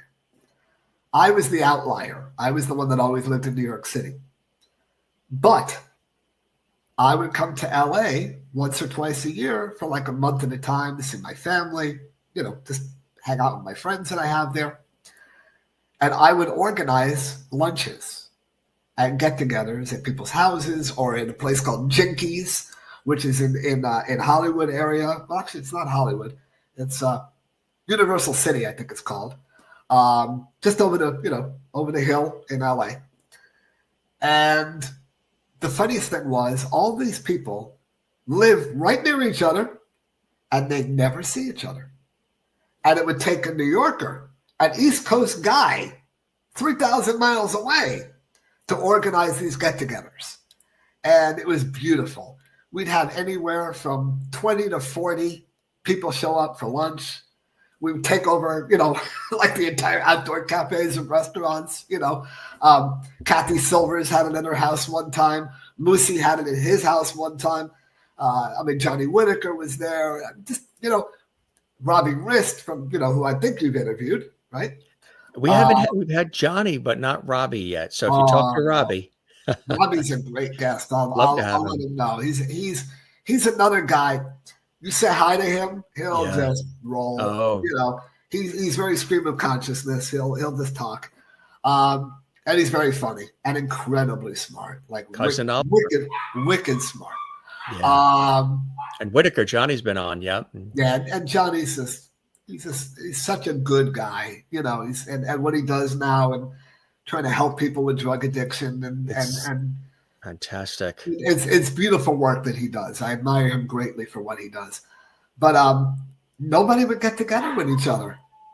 So it's that New York energy, that New York. I was the catalyst for everything. The New York kid. I was like, what's wrong with you lazy bastards? Let's go. Keep it moving. You need me? The one guy who's not from LA, But it's that New York spirit. That's a little group, if you want to call it a club, That's fantastic. We have fun. Now, we haven't done one of those in over 5 years. So maybe I'm due for an LA trip, maybe.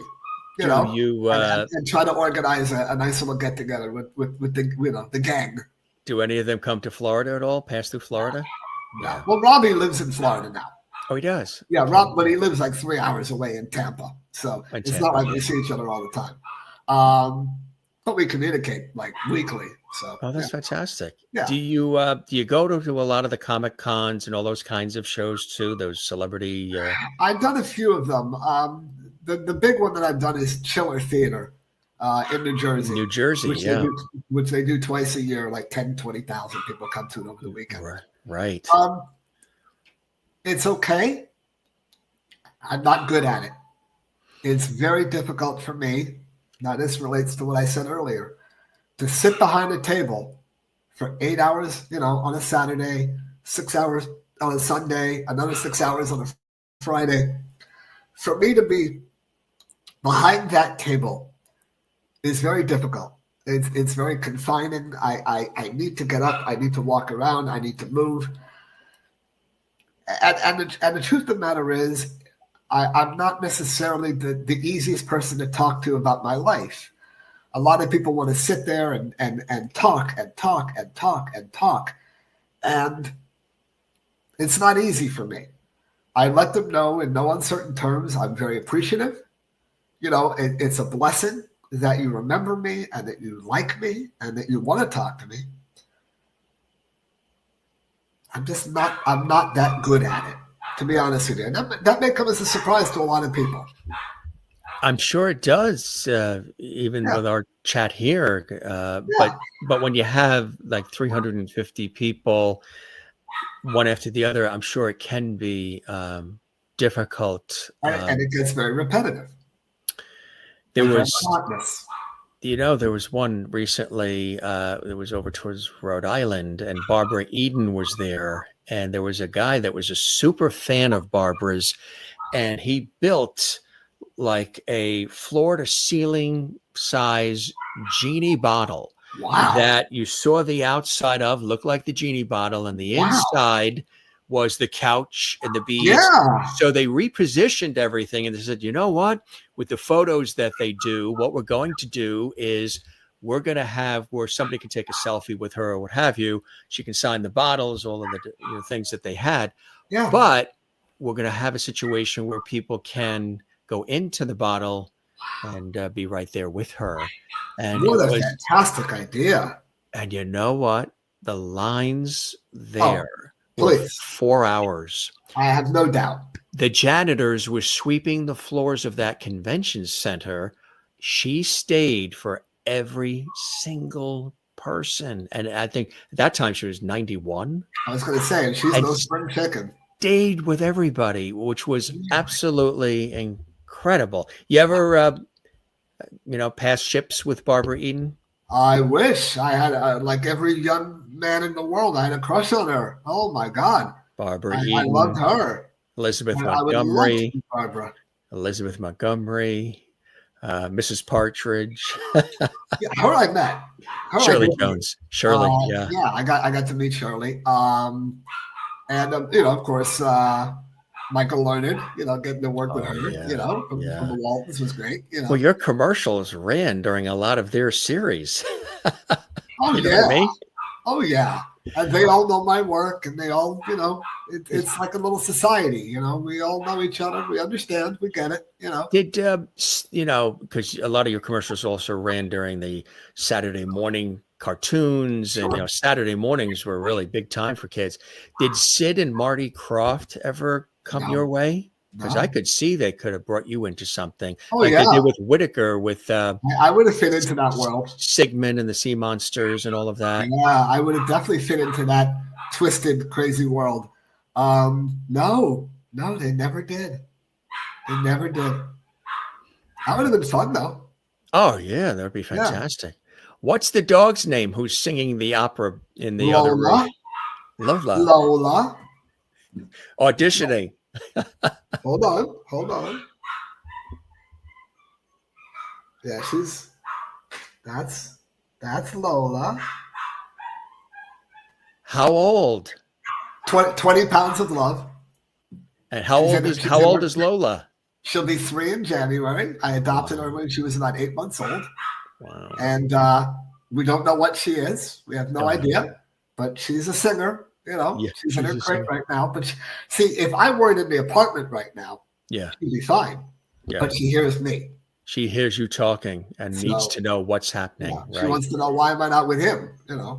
Why am I not outside with you? So I hope she's not union, because if she was, every bark would cost us a fortune. She's got a lot of spunk, though. She's got a lot of spunk. Maybe get her in commercials, huh? Make some money for Daddy. Make some money for Daddy. Make some money for Daddy, baby. Daddy needs a new pair of shoes. What would Mason of today say to this young boy with the spunk and the curiosity and the wide eyes? What would you say to him now? Wow. I'm going to be honest, Jim. That's the first time I've ever been asked that before. That is the first time anyone has ever asked me that question.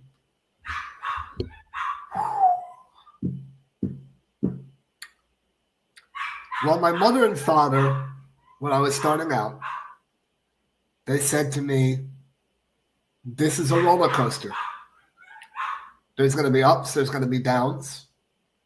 And the minute you wake up and this is no longer fun for you, it's time to walk away. And I believe if I was talking to my 7-year-old self, or 5 or 4, I would probably say the same thing. I worked with Milton Berle many years ago, and he said almost the exact same thing. There are going to be times when you're on top of the mountain, the biggest star around, and then there are going to be times where you can't buy yourself a job. And I probably would give, the little Mason the same words of wisdom that he gave to me as he was performing magic tricks for me in his dressing room. Yeah, I think that would be it. I think I would say enjoy every minute of it. Treat every day like an adventure, because in a heartbeat, in a split second, it could be all over. And it is to be enjoyed. Yes, it's a job, but it's a fun job if you let it be.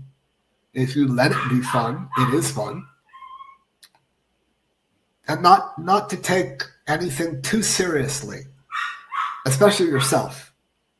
Don't let your ego get bigger than you. Family is everything. Everything. I have friends in my life that I've had for 56 years that I still talk to quite often. My friend Peter, I've known since second grade. My friend Doug, who is probably one of my closest friends in the world, I've known since I'm 12, 48 years. So they've seen me through the good, the bad, the happy, the sad.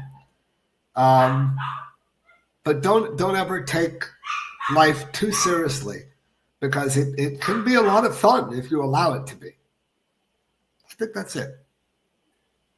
Beautifully said, my friend. Really beautifully said. Yeah.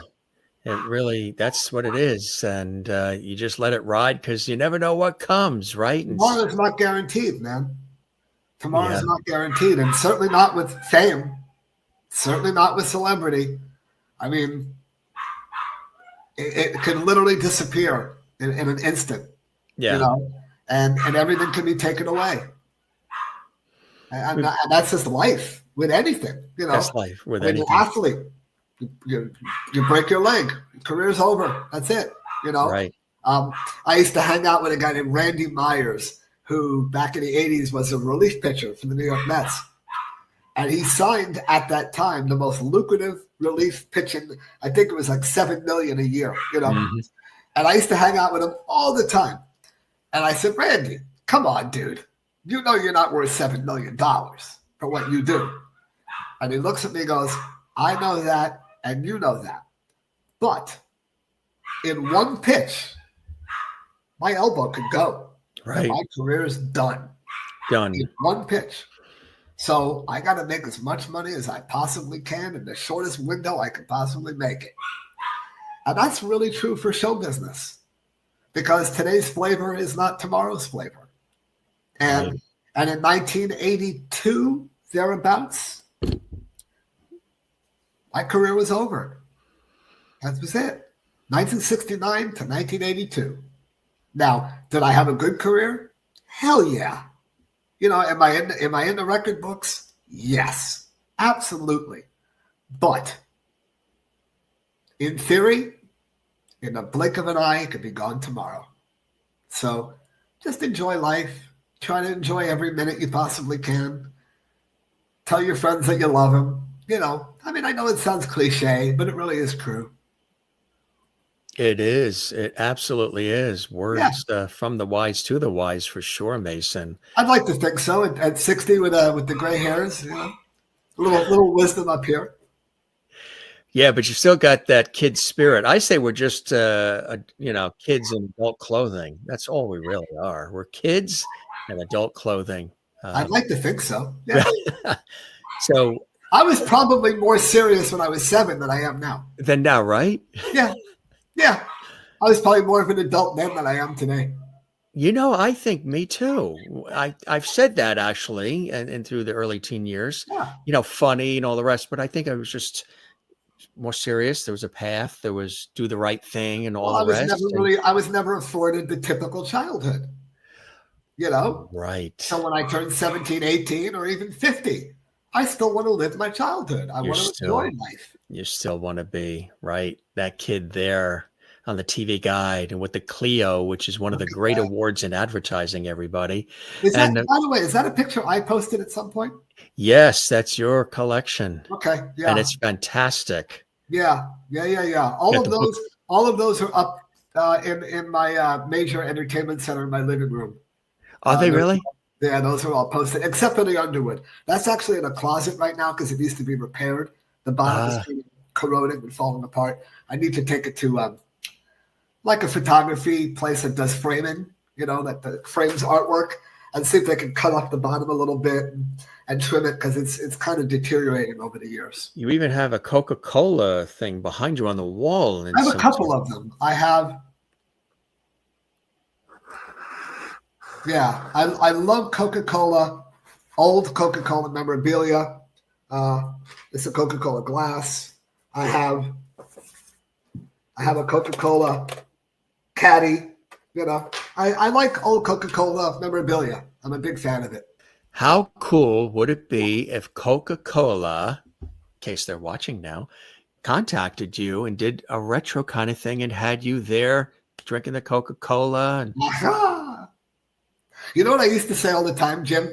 Because my last name is like Reese's Peanut Butter Cups. Right. There was a time when Reese's campaign was, how do you eat a Reese's? That was their campaign for several years. Yes. And I always thought, how cool would it be to have Mason Reese show you how he eats a Reese's? Seemed pretty logical to me. But alas, I never got the call. And if that was the case, doesn't mean that they couldn't do it now.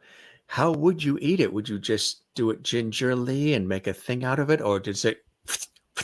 How would you do it? I actually take off the edges and I eat those first. And then I peel off the top. I'm wacky. I don't know why. No, some people eat the bottom first and then there's a whole... So some can you people imagine? Do. Yeah. I say here on the Jim Masters show, we should start a campaign.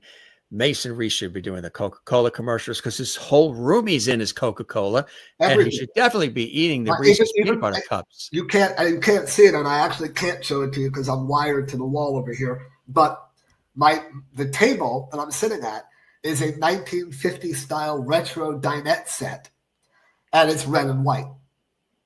So there you go.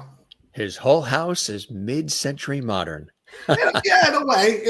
Right. My dining area is kind of like old school, like soda fountain dinette kind of looking. Yeah, I like that. Did you ever have a fluffernutter? No. Did you know what they were? I know that it's regional. I think it might just be a Northeast thing. The peanut butter with the marshmallow fluff. Ooh. And then together. Do you remember Malamars? Oh, sure. Absolutely. My father was a Malamar addict when I was young. And I used to do my best not to get too addicted to those things. Ooh, my God. Did you do Pop-Tarts and all that too? Not a lot. Not a lot. They were never really my favorite. But I did like Reese's Peanut Butter Cups. We used to take the English muffins, and you would put like spaghetti sauce on one and the cheese on the other, and it goes in the toaster oven, and you got a little tiny mini pizza. That sounds good. They used to do that. That was, big. That sounds delicious. Yeah, English muffin, slice it, and then you. Have you ever had a peanut butter and bacon sandwich? No. There was a little diner on 73rd and Broadway called Tibbs, Tibbs. And my father and I would go there. And he ordered white toast, this plain white toast, creamy peanut butter, and well done crispy bacon inside it. It does sound good. I thought it sounded horrible. In the beginning, right? And then I tried it. And you tried it and like... Oh, it's a revelation.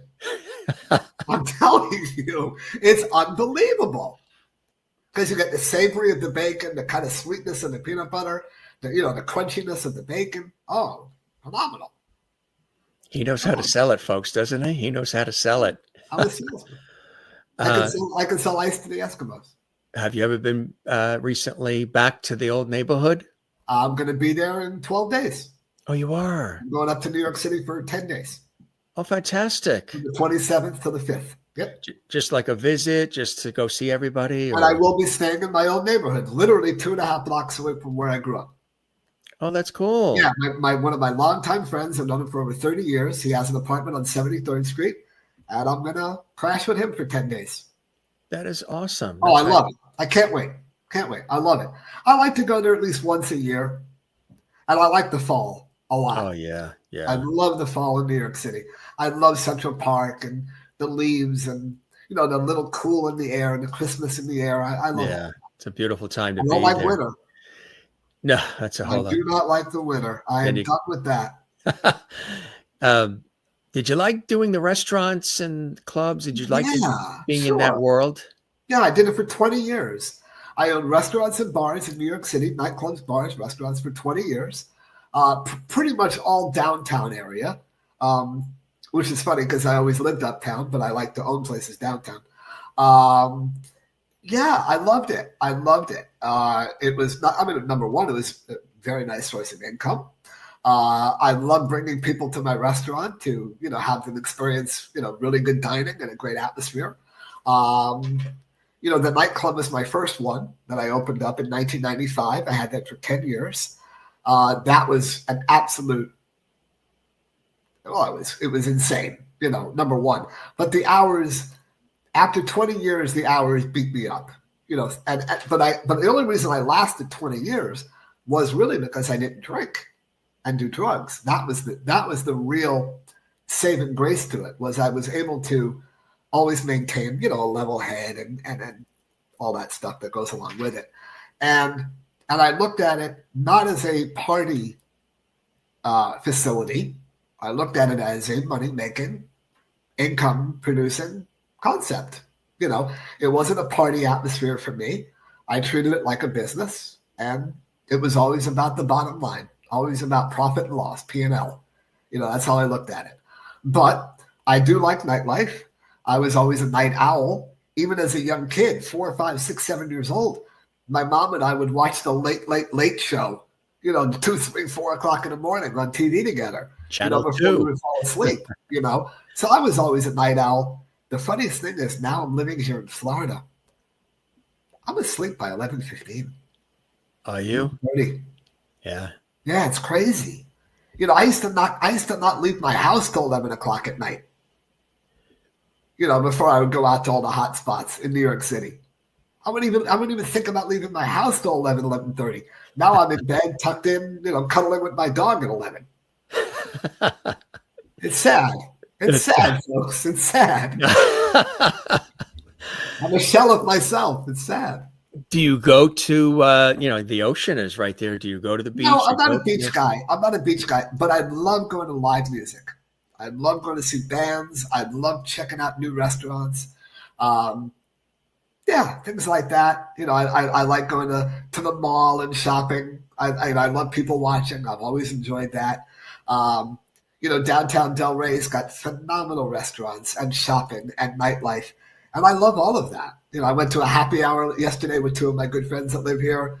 And, we had sliders and, pretzels and all kinds of fun things. And yeah, like I said, man, I like to enjoy whatever life has to offer, here in Delray Beach. And that's it. But I'm not a beach guy. I do like going to my pool. I like doing that and dipping my toes in. But I'm not a sand in the feet kind of guy. That's not me.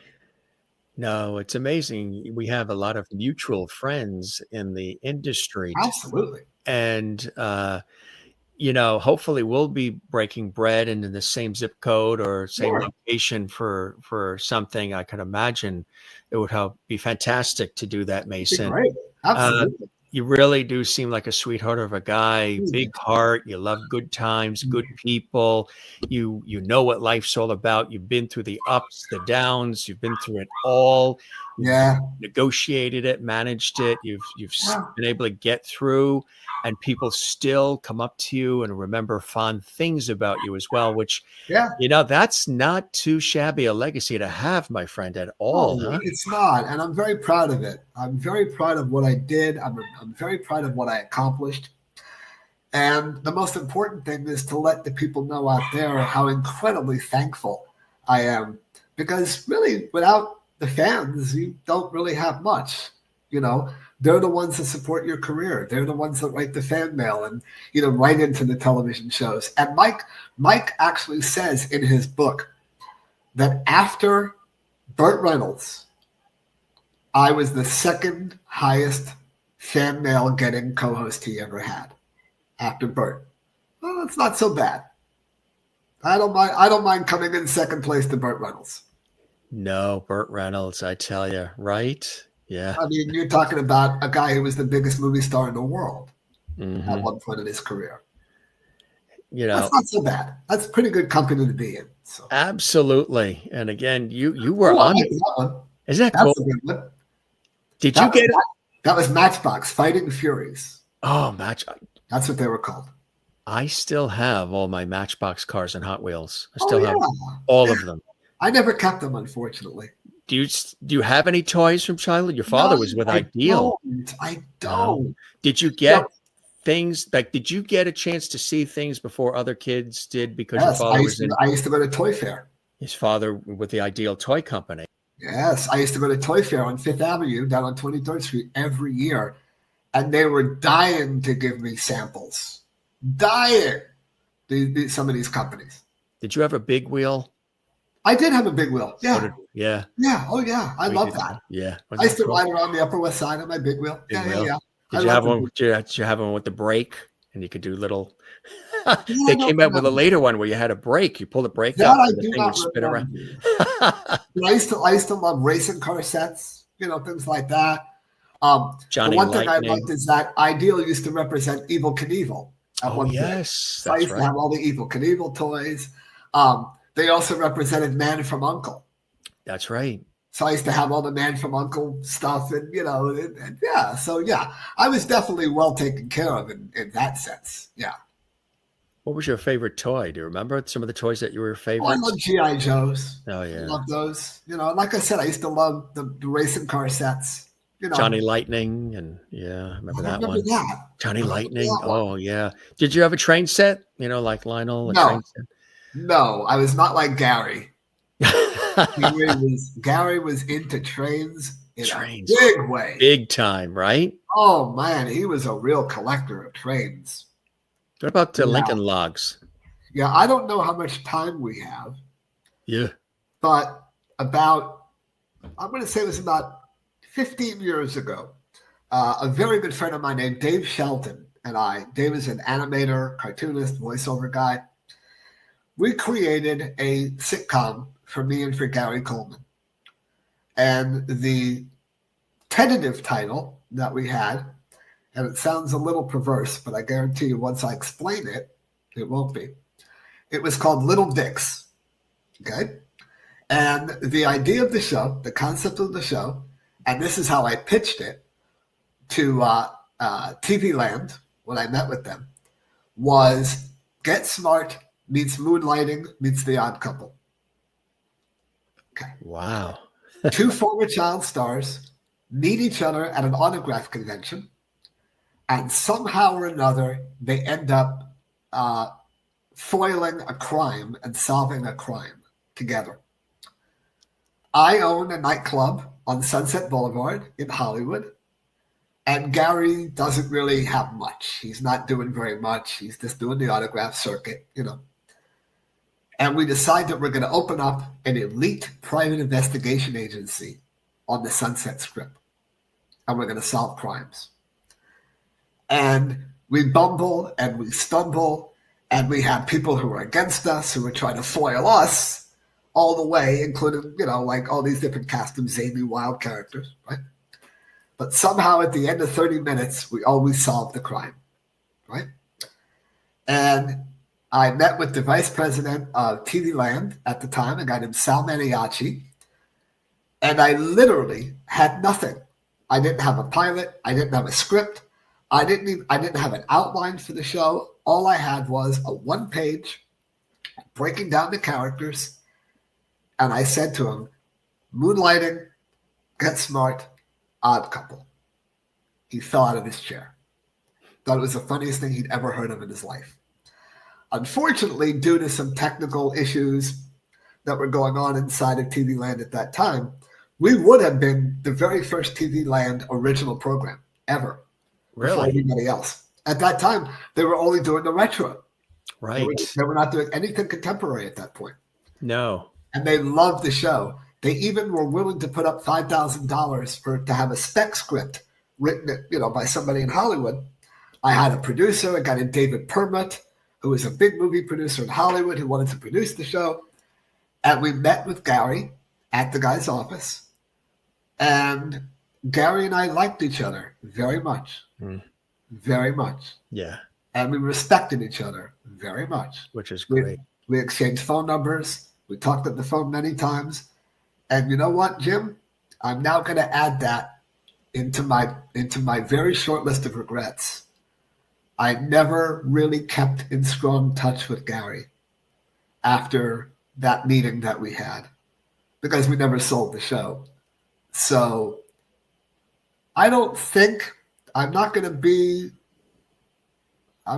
presumptuous and say that I could have influenced him in his life, but I think I could have been a positive influence to him in his life.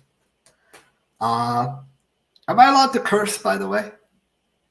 You mean you haven't already?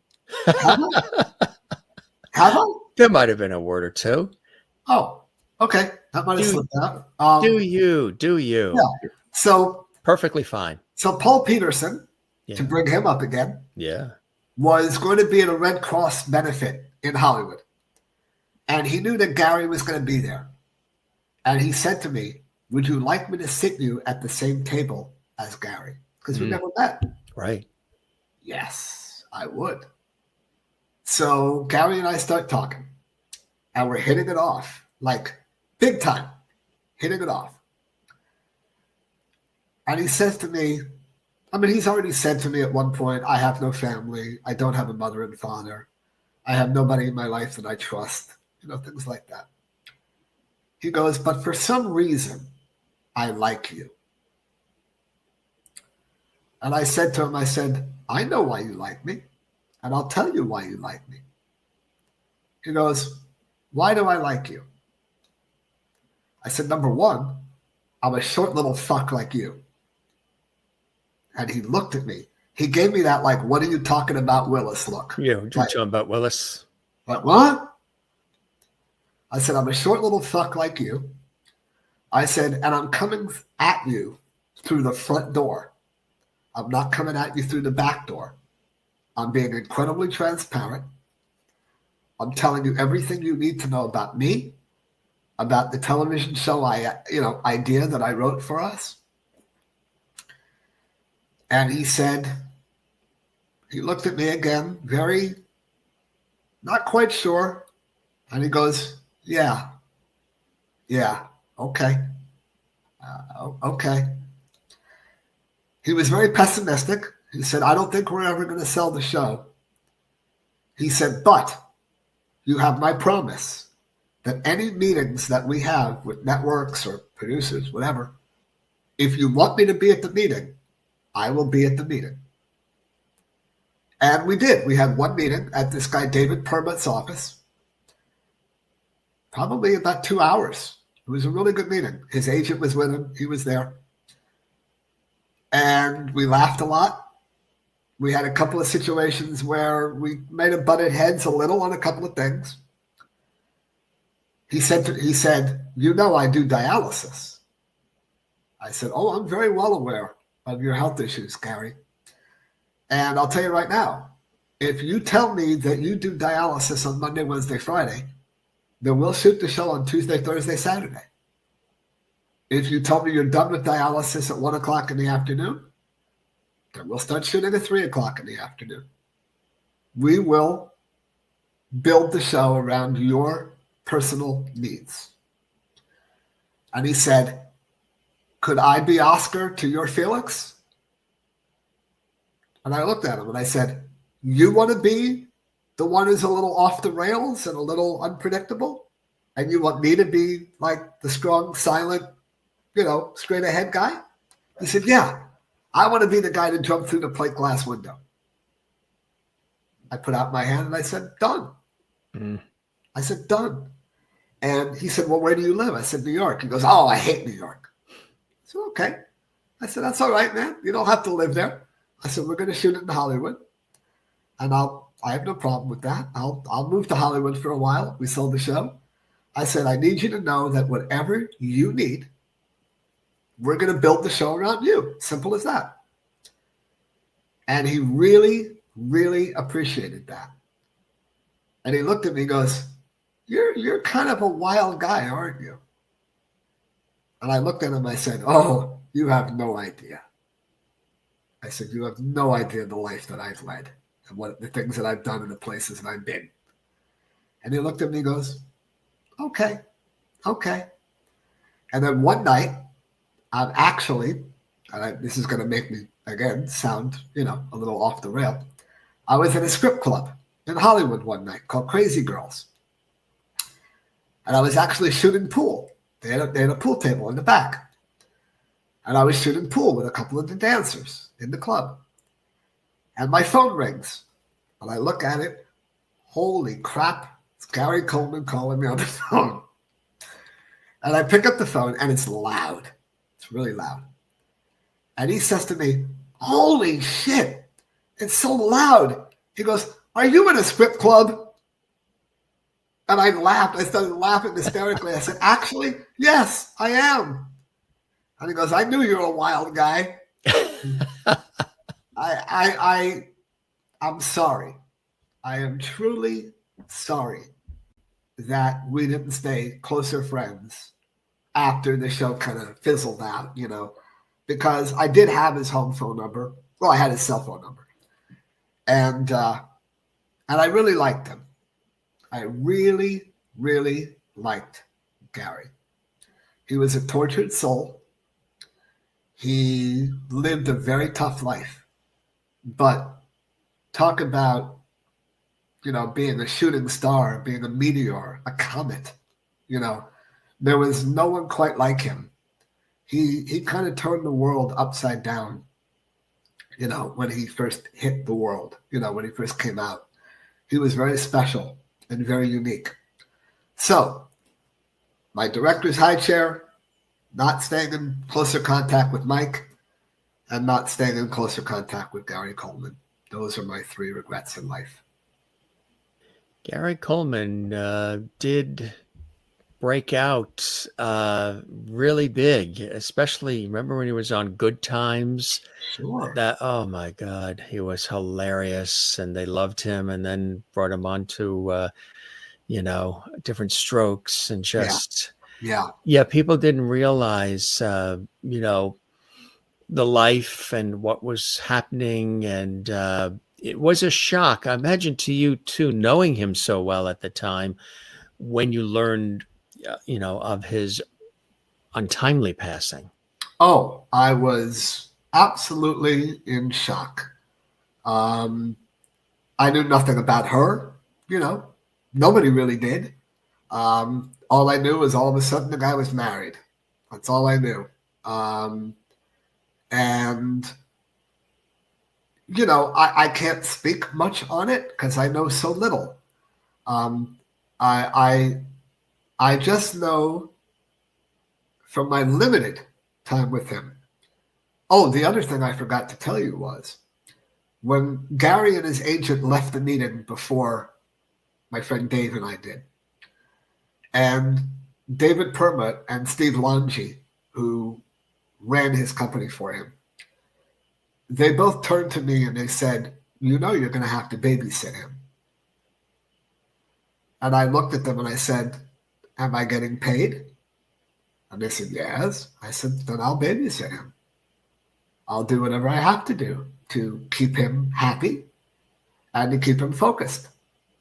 And if that includes, giving him a bottle and, bottle feeding him every now and then and babysitting him, then that's exactly what I'm going to do. Whatever it takes. So, to answer the question, it came as an incredible shock. And I posted, not the next day, but maybe a couple of days later, what I thought was an incredibly heartfelt tribute to him on Facebook, discussing his life, his legacy, what he meant to me, growing up, what he meant to the world, what I thought about him as a person after getting to know him just a little, and the fact that I know that he liked me and that he felt very at ease with me and very comfortable with me, and how much that meant to me. And even now, thinking about it years later, I'm starting to get very emotional thinking about it. And I remember distinctly that as I'm sitting at my desk and I'm typing it into Facebook, I'm bawling. Like I'm just bawling. And, also how the business treated him after different strokes, how they basically threw him out, to the garbage. He was no longer important to them. Yeah, that's how I remember him, and it was sad. He led a very sad, tormented life because of his health issues. Obviously, his mother and father, screwing him over so badly. Friends that he thought were his friends screwing him over very badly. And, when he said to me that day, I don't know why, but I like you, that really, that meant the world to me. It really did. So he obviously touched him, and you have fond memories of him during the time, which is. I wish we had known each other in our younger years. That would have been pretty cool. Yeah. That was really fun. I wish we had gotten to work together when we were young. That would have been amazing. Could you imagine? Yeah. Again, the whole East Coast, West Coast just wasn't meant to be. So. You're amazing, Mason. Thank you. A terrific conversationalist as well, my friend. I know. I enjoyed every minute of it. I really did. Here's some sage advice. My father grew up in New York City as well, out in Astoria, 2 blocks from Tony Bennett. He knew Tony growing up. Antonio Benedetto. Tony Benedetto, exactly. And what was interesting, and I've mentioned this before to people, you know how sometimes you do get the sage advice from the parents when you're a little kid. But what's interesting is I think you were probably dishing out some sage advice to them. I could see that.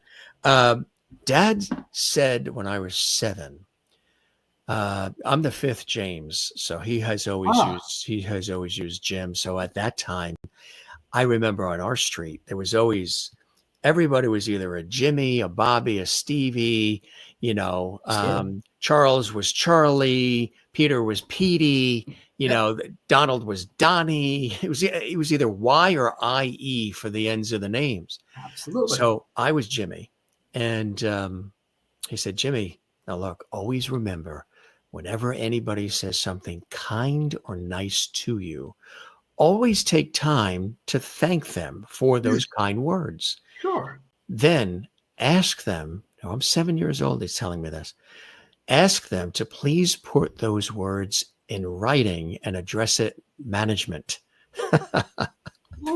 So whoever management is, make sure management hears those kind words. Yeah, that's very interesting. So thank you, Mason, for the kind words. I'll make sure that they go to management. Yeah. No, listen, man. I think that's one of the most important things that we can do as people is let the people around us know how important they are to us and what they mean to us. Yes. Because as I said, life is, there's no guarantees, man. Right. Tomorrow is not guaranteed. No. And, no. I heard a story recently about someone who I know, his father committed suicide. But what I didn't know was his brother was in the bathroom and he was talking to his father. And the father said, "Do you think we're ever going to get along with each other?" Mm. And the son said, "No, Dad, I don't think so." And the father killed himself later that day. So words matter. So the last words you ever said to your father were, "No, I don't think we're ever going to really like each other and get along." That's a tough one. Don't let that happen. Yeah, don't ever let that happen, man. Not at all. No. I mean, my mother and I used to fight. We would get into verbal fights all the time because that's the way she raised me. She always used to say to me, "I don't care what you say, because at the end of the day, I know we love each other, and that's all that matters." And we could have knockdown, drag out, verbal fights, but there was never a day, never a phone call that didn't end with "I love you." That's it. Were you ever approached or ever thought about going into motivational speaking or any of that coaching? Because you do have a unique perspective on a lot of different things, and I've done some of that work in addition to my television and radio work, and you do have what it takes to do that and inspiring others and lifting others up, Mason. Yeah. A couple of years ago, probably about 5-6 years ago, my good friend Katie Kurtzman, I don't know if you've ever interviewed her, but she was a really, really very, very successful child actor. Mm-hmm. She actually started the group I talked about on Facebook, by the way. It was her group. She created it. She did a documentary, I don't know whatever happened to it, about child stars. And one after the other was a horror story. Mm. And then she wanted me to do it. Yeah. And I said, Katie, why do you want me to do it? You know I've never gone down that path. And she goes, that's exactly why I do want you to do it. Because I want you to be a motivational person who tells the world out there, no, it's not all like that. It's not all, dim and dark and drugs and alcohol and, things of that nature, that you can come out the other side of it, a relatively positive, relatively unscathed human being, that it is possible. And of course I said yes to her. And I did this, I did the documentary. I'm not sure anything ever happened with it, but I would do it. I mean, if someone called upon me to do something in that, in that field, I certainly would do it. I would do it. I don't think I'm always the most positive person on the block.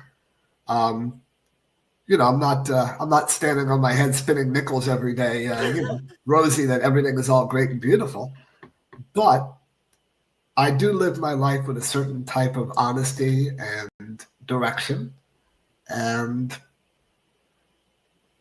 I would say optimism. I'm not, I don't wear rose-colored glasses. Right.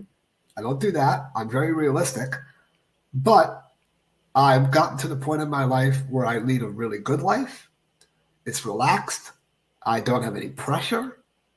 I don't feel a lot of stress, which is another reason I left New York City. It's a very stressful city. I have a beautiful, 2-bedroom, 2-bathroom condominium that I live in that I love. And I love where I live. I love the people around me. I have a great network of friends that actually live here. And that's all I could really ask for, right? I mean, what else is there? Exactly right. Do you like to cook? I like to microwave. I don't know how to cook, man. I don't think I've ever used my stove in 5 years. I use a toaster oven that cook, Toaster oven, right? Yeah, exactly. But no, I don't cook. What would be something about Mason that people wouldn't know about, like in terms of maybe a hobby, something that you like to do that has? Well, I love shooting pool. Okay, yeah. I love to shoot pool. Something that has nothing to do with the industry at all. No. I love to do that at least once a week, sometimes more if I can. As a matter of fact, there's a little pub, a local pub about a mile away from me that has actually pretty good pub food. And I go there and I got 2 pool tables there. And I'll just go and, even by myself, I'll just go and throw a couple of balls on the table and, shoot a couple of games and then scoot home on my scooter. That to me, that's a fun afternoon. That's all I need. I drink Diet Coke, unfortunately. It's really not the best thing in the world for me, but I do. Sometimes I'll have a Diet Coke and I'll have a chicken tenders or whatever, some buffalo wings, and I'll just shoot a couple of games of pool. And to me, that's a great Thursday afternoon. What more do I need to do? So my life is very simple now. It was a lot more, razzle dazzle and moving and grooving and shaking when I was in New York, because it's just a faster pace. But like I said, now I'm in bed. I'll watch Colbert, I'll watch the monologue, and then I'm asleep. Which is right. I mean, that's really it. Which is terrific, Yeah, there's nothing wrong with it. It's fine. Because, you've certainly earned your keep over the years, and you've done so many incredible things, and you've got so many wonderful people that, That's such a great picture. Isn't it? The cast photo. Isn't that It, fantastic? it I mean, look actually at looks like Michael Leonard's in there and Erin Murphy, it actually looks like we all like each other. It's amazing. Alison Arngrim, of course, Dawn Wells. I mean, there's a lot of uh, Robbie lot Rest of- is in there. Robbie's all the way to the far right. a lot of television history in this photo. Oh, dude, there is a legacy in this picture. Yes. I mean, wow. If you really examine it, and you Gilligan's look at Island, it, the there's like, Waltons. I used to tell people when we Bewitched. filmed this, there's like television royalty in there. Yes. By the way, I'm 50 pounds lighter. Now? Yes. Oh, that's terrific. I weighed about 168 pounds in that picture. I'm down to 119 now.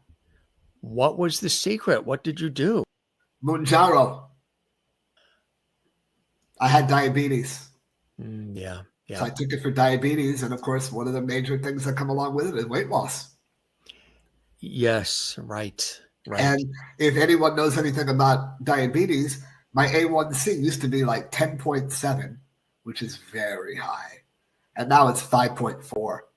So I'm not even considered diabetic at this point. No, right, exactly. Yeah. I think pre is like 5'9" or 6. Yeah, 5'6", 5'8". Yeah, and you were 10, right? 10.7. Wow. Yeah. That's terrific. Yeah. So you're feeling good physically and health-wise. One of the greatest things you can do is go spend money on new clothes. Right. It's the greatest way in the world to spend money. And I like spending money. I love going to shop for new clothes. And when you go from wearing a double X to wearing, believe it or not, a small, and even this is a little roomy on me, going from a 38 waist down to a 32, and that's a little bit big. That's not bad. I'm very happy with that. Good stuff. Congratulations, my friend. That is really awesome. Thank you. Thank you. This was, a lot of, I'm sure a lot of, and you had to stick to your guns too, right? Well, it's discipline. It's also mental as well. Mounjaro is wonderful, but it doesn't, it's not the cure for everything, And I'll tell you, here's another thing. So I have Ben & Jerry's in my freezer, but I don't eat the whole pint of Ben & Jerry's. I eat 2 tablespoons of it. Then I put it back in the freezer. If I want a slice of pizza, I'm going to have a slice of pizza, but it's not going to be 3 slices. It's going to be 1 slice. If I want a cheeseburger, I'm going to have it, but I'm going to have it twice a month, not twice a week. That's the thing. I do not believe in depriving myself of anything that I want to eat. I'm just going to eat it a lot less frequently and a lot less of it. But am I going to have a piece of chocolate cake? Yeah, absolutely I am. Am I going to have, that slice of pizza I want? Yes, I am. I don't believe in total, depriving myself, because you're going to be a miserable bastard of a human being if you do, But I eat like 1/3 the amount, 1/4 of the amount that I used to eat. And that's the most amazing part. That's really the key, is it really is. Reducing the intake, right? Yep. Dude, it's all about calories out and calories in. Mm-hmm. And I don't do any exercise. I'm not jogging and playing sports. No. But, if you have the things that you like, you're going to feel satiated. You're going to be a happy person. Right. You don't have them as much as you used to have. That's the thing. Exactly. Like I said, I've got a pint of Ben & Jerry's in my freezer, but there's probably still that much left in it after a month. 2 tablespoons at a time. It's going to take you a while, So there was a time where you would eat the whole thing? Oh, hell yeah. Yeah. He said that fast. Yeah. At one point in my life, I weighed 212 pounds. I had a size 46-inch waist back in 2008, 17 years ago. I was literally as big around as I am tall, and I was miserable. I couldn't breathe. I couldn't walk. I couldn't go up and down stairs. Yeah. Now I'm still not the most active guy, around, but I'm not huffing and puffing. Right. I'm not wheezing when I talk. I'm not exhausted after going from one end of my house to the other. Good thing you don't smoke too. Never got into that, man. Me neither. Yeah, I didn't. I mean, I certainly breathed in enough of it back in the 80s. Yeah. Yeah. It was everywhere. I mean, back in 82, 83, 84, when I was going to the clubs literally 2-3 times a week, everybody was smoking. Everybody, right? You sit at a table, everybody's, lighting up. But luckily, no, my lungs are clear and, there's no problems with that. So That's good stuff. why is my dog not barking? Fell asleep? Maybe. Yeah, she might have fallen back asleep. Said, I give up. I'll give up. Yeah, which is a good thing, believe me. Yeah. I'm going to walk her. Probably has to be walked, right? Yeah, I usually take her out for her 4th walk of the day about 8 or 9 o'clock. Yeah, somewhere in that region. I take her out like 4 times a day. I try to give her a lot of exercise. I take her to the dog park, at least once a week. Oh, that's awesome. Yeah. Yeah. A wonderful member. I was going to say a wonderful member of the family you got there. I try. I don't have any actual human children, so that I know of. That you know of. Next time he's back with us, folks, he's got a big reveal. He's going to, but he's saving it. He doesn't want to give it all at once. You know what I mean? It's not happening. Jim, I never wanted children. I never really liked children very much when I was a child. I never related to them really. I never liked school. I never liked being around the kids in school. That kind of thing. I mean, when they belong to my brother and my sister, it's okay because I get to say goodbye at the end of the day. It's great. And I like being an uncle, and being an uncle's fine. Yeah. But no, I never had that paternal instinct. I never had the feel like I needed to keep the Reese lineage, alive. And I never really wanted to get married. There have been a couple of women in my life that the subject was talked about. But I never felt, my attitude was, unless we want to start a family, I really don't particularly understand why we need to get married. Why? I mean, we could wear a ring, if you want. If you want, we can do that. But I don't really understand why, a piece of paper in a frame, what is the meaning of that to me? That's not what marriage is all about. Marriage is about commitment and, love and everything else. So I have committed before and I have loved before, but I've never felt the need nor the desire to walk down, the aisle. You're happy and you're content and you're enjoying life and you're in a sweet spot and you're, relishing everything. I'm trying. And you're conscious of, life is short and precious too, which is really important. A lot of people going through life not thinking that, but they should. Yeah, without a doubt. And look, I mean, basically I'm 60 now. I'm probably in the 3rd act. What am I going to do in the 3rd act? I don't know. Maybe I'm just going to sit by the pool and, dip my toes in the water. Maybe I'll do a podcast. Maybe I'll get another movie. I really don't know. And that's okay. You don't count the years, do you? Do you? What? You don't count the years, do you? Do you fear death? Do you fear death? I actually do. I'm not afraid of death necessarily. I'm afraid of a very painful death, like cancer-ridden. Something where your body is just in massive amounts of pain on the day. You're basically an invalid. Pissing and crapping all over the place. Oh, she woke up. That's what I'm afraid of. I was very fortunate. I was with my mom when she passed away. I was holding her hand. And it was a 100% pain-free death. That was it. She took a breath and that was it. She wasn't communicative in the last few days. Yeah. But she was awake. She was there. She was conscious. I mean, at one point I, can you understand? And she grabbed my hand. She knew, but she just couldn't talk. But she was in no pain whatsoever. That would be a wonderful, wonderful way to go. But I've known so many people in my life that their parents have been absolutely tragic death, pain, misery. And that I'm a little bit afraid of. Yeah, I am. Yeah. Yeah. Yeah. It's never been my favorite thing either. What have I got? 20 years, maybe 25? I mean, what's it, So definitely in the 3rd act, the third act of Mason Reese, and who knows what's going to happen next month. Maybe the movie will come out and people will love it and they'll say, oh, that guy's really cool.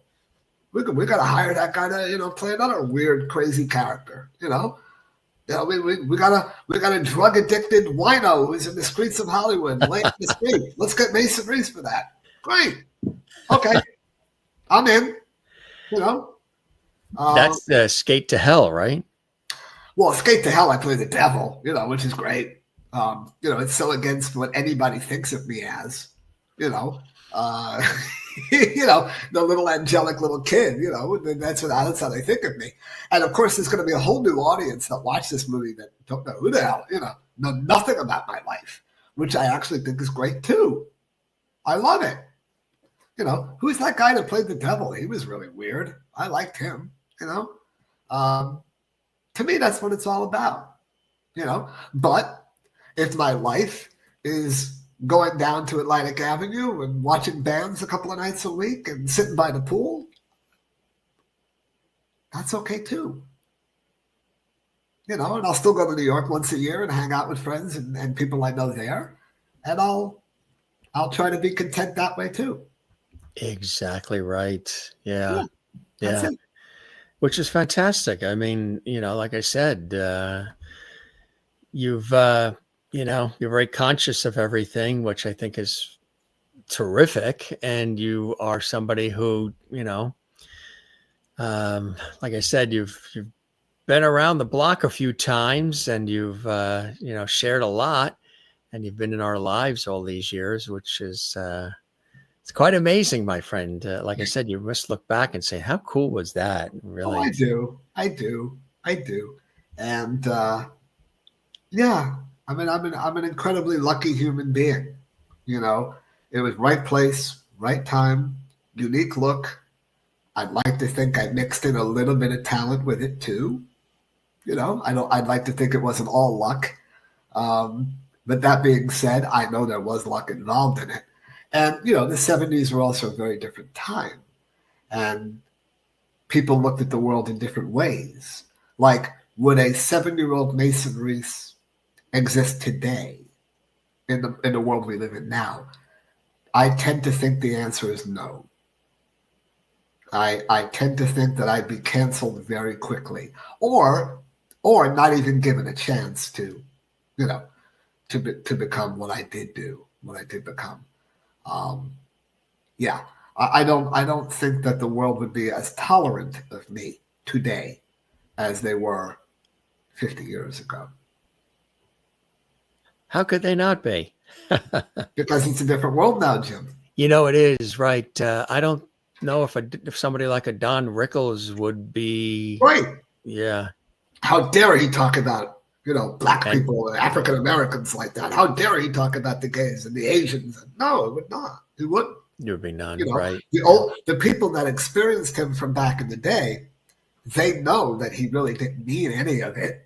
That he was truly loved, he loved everybody. But that was his shtick. There was the shtick. The answer is no. He probably would not make it today. He probably would not be given the opportunity. He'd be canceled before he ever got started. Exactly right. That's sad. That's unfortunate because the world needs a little oddness in their life. You need a little break from the monotony. You need something that's a little twisted, a little different, a little unique, special, if you want to call it that. I think those things are very important because without it, life can be kind of dull. So why not spice it up a little bit with, fun, something different, something fun. As you said, it's one big smorgasbord and borgasmord, and that's what life is. Look at that cute little bastard. You knew that. You knew that early. Yeah, I did. That was your own version of what you're talking about, Willis. Yeah, it was actually. I actually kind of forgot that look. Yeah. My dog gives me that look sometimes. Yeah, I'm sure. When you open that door, I can imagine the look it's going to give you. Yeah, she gives me the side eye, It's sort of that side eye bet. Is this that movie? Yes. There it is. Yeah. As a matter of fact, the trailer for it, which is about a minute and a half, something like that, it's on YouTube. It's up on YouTube, and that's all that's on YouTube. It's just the trailer that they put together. So if everybody is used to seeing, this cute kid and that cute kid and this cute kid, check this out. He's the devil. It shows. Yeah, I don't look like that though. I don't look like that. No. That's a different actor who plays the devil. Yeah. Below. Actually, a really good actor named Robert Lasardo plays the devil in hell. I play the devil on earth. I actually don't have a name in the script. It just says devil. That's it. Really? Yeah. There's no character. There's no name. Doesn't need to be. Well, we shall stay tuned for that, Oh, my it's friend. great. I kill people and I turn them into stone and I get to do all kinds of fun things. I slice a guy's throat. No, it's great. That's it. He's got a wide range to his acting capabilities, folks. Well, I had to dust off, a couple of layers of rust and dust, but that's okay. But that's it. What a pleasure chatting with you, my friend. We've seen you on the screens for such a long time, and to get a chance to learn a little bit more about you and appreciate a lot more about the work. We're both in, similar industries, so we can understand what it takes to do the things that are needed to be done. And like I said, we've got a lot of mutual friends in the industry, which is really cool. And I do hope we get a chance to break some bread at some point. Absolutely. That would be an absolute pleasure. And, what are some of those? Sometimes I like to ask the guests before we wrap, what are some of those? And I think you've shared quite a few blessings and joys in your life that keep you going and staying connected with everyone. My really incredibly deep and long running social network of friends. When I moved to Florida, all I had was my older brother that lives here in Delray Beach. Right after that, one of my very good friends who was living in New York, then he moved out to Hollywood, California. Then he went to Miami Beach. Then he went back to Hollywood, California. And out of nowhere, about 9 months after I moved to Delray, he said, "You live in Delray, right?" I said, "Yeah." He goes, "So does my mom. I'm moving to Delray too." Wow, incredible. So, 4.5 years later, he's still here and we see each other all the time.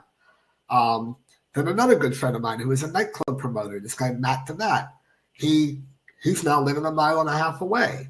My friend Gil, who used to work security in New York City, he lives in Boca, about 18 minutes away from me. Pepe, who I knew from New York. My friend Louis Levin, who used to manage Michael Bolton. He lives in Miami, but that's only an hour away. We see each other like once a month. We have lunch. So I would say, hold on one second. Let me turn this off. I would say that it's my network of friends that I've had, some of them 40 years or more, that keep me grounded, feeling good about things because, they're there for me. We grab lunch, we go to happy hours, we go to see live music. Some of them go shoot pool with me. I think that's it. I think that's what keeps me positive. That's what keeps me grounded and, just overall feeling positive about the world is my network of friends. A kid from the city and a kid from the island right here. We were just a bridge or so away from each other, That's right. You were in the Upper West Side. I was out on the island. My aunt Irma was a school teacher in the Long Island school system. So, really? I think she lived in Oceanside. Sure. Mistaken. Yeah, on the South Shore. Absolutely. I think she lived in Oceanside. And I used to go to her house all the time. So, and my dad grew up in the Bronx, so I used to go up to the Bronx. You go up to the Bronx too. But right. I am absolutely a city boy. That is who I am. And that's what I like about Delray Beach. Where I live is super, super quiet. But I'm literally a 12-minute Uber ride from everything I could possibly want. It's all right there. And it's all right there very easily at my fingertips. And that's what I like about where I live. It's good stuff, my friend Mason. Thanks so much for Thank you. the wit and wisdom, the generosity of time. As I always say, we keep the porch light on for all the guests. Please come back anytime you just want to say hi. You're working on new things, or you just want to stop by. Spread the word to everybody about the Jim Masters Show series. We'd love to, welcome others as well. And I'm putting it up. That's it. And you are really a delight to chat with. And I felt like I was talking to a kid that grew up across the street almost. You know what I mean? Yeah. How old are you, Jim? I am 39. You don't look a day over 36. Thank you very much. See what I said? Now, what you need to do is you need to take that and put it in writing and address it management. I don't have any management. You are your management. I am my management. Did you ever do White Castle when you were? No. Why do you ask? No. Did you? Did you? No. Oh, you never. Did I ever do anything for them, or did I ever eat them? No, eat them. Dude, I have a pack of 6 in my freezer right now. Cheeseburgers. How did I know? Yeah. I got a 6-pack. You actually have the White Castle in your 2, 4, 6. Yeah, it's a box with 6 in my freezer right now. Yeah, huh? I love White Castle. I hate them, but I love them. Right. It's a love-hate relationship with them, isn't it? Yeah. It I is. love them. Oh my! 2 minutes in the microwave, good to go. Just that's it. I love. Why'd you ask me about White Castle? I don't know. It's such a New York thing. I was like, I wonder if he. You know, we had. I think, if I'm not mistaken, there's still one White Castle in Manhattan, I believe, on 8th Avenue, 36th Street, maybe. Yeah. I think so. 38th, maybe 38th Street and 8th. There's a couple still on the island too, and maybe some in New Jersey. There's none down here. No. You got a good diner around you? There's got to be some good diners. Yeah, there's a couple of good diners, a couple of good delicatessens. Yeah. I mean, the problem with where I live really is that Chinese food, not so great. Pizza, not that great. Bagels, but we have great delis, and that's really it, though. I would say the only foods that really aren't really that great are bagels, pizza, and Chinese. Everything else is really good. Well, guess what? In 12 days, you will have access to all of that when you head back to the Big Apple. And Gray's papaya. Oh, yes. I love me some Gray's papaya hot dogs. Yes. Love them. And an orange drink. Ooh, can't beat it, baby. They sell 2 hot dogs and an orange drink now for $7.95. I remember when it was like $1. When it was $1, right? Maybe not even $1. It might have been 89 cents. Yeah, I remember in New York City when a slice of pizza and a small soda, like a little 8-ounce soda, was like 35 cents. Bazooka gum was like what, a penny or 5 cents? Now it's probably $5, $10. Yeah, a slice of pizza in New York City is $3.50 now, maybe more in some places. Crazy stuff. Go out to dinner, you got to mortgage the house. I know. Yeah, it's ridiculous. And let me tell you, down here in Florida, it's getting expensive too.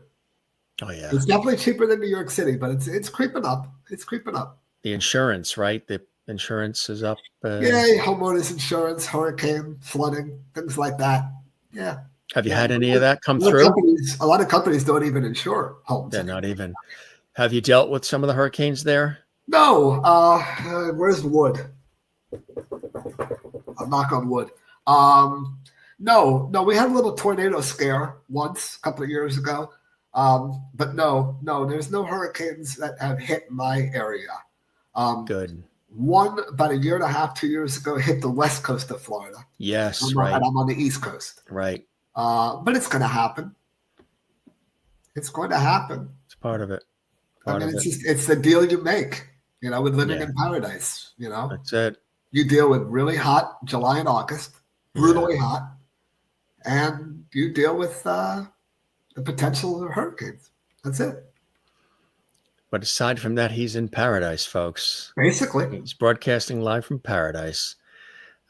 Mason, again, thanks for the time. You're really My pleasure, Jim. cool guy Thank to chat you for with. reaching out to me. I really appreciate it. The pleasure is all mine. Come back and see us, spread the word about the show. And truly, Absolutely. I hope you enjoyed the time with me as much as I have with you. I Mason. did. I really did. I truly enjoyed it. You're fantastic. All right. We'll keep that light on for you. You be well.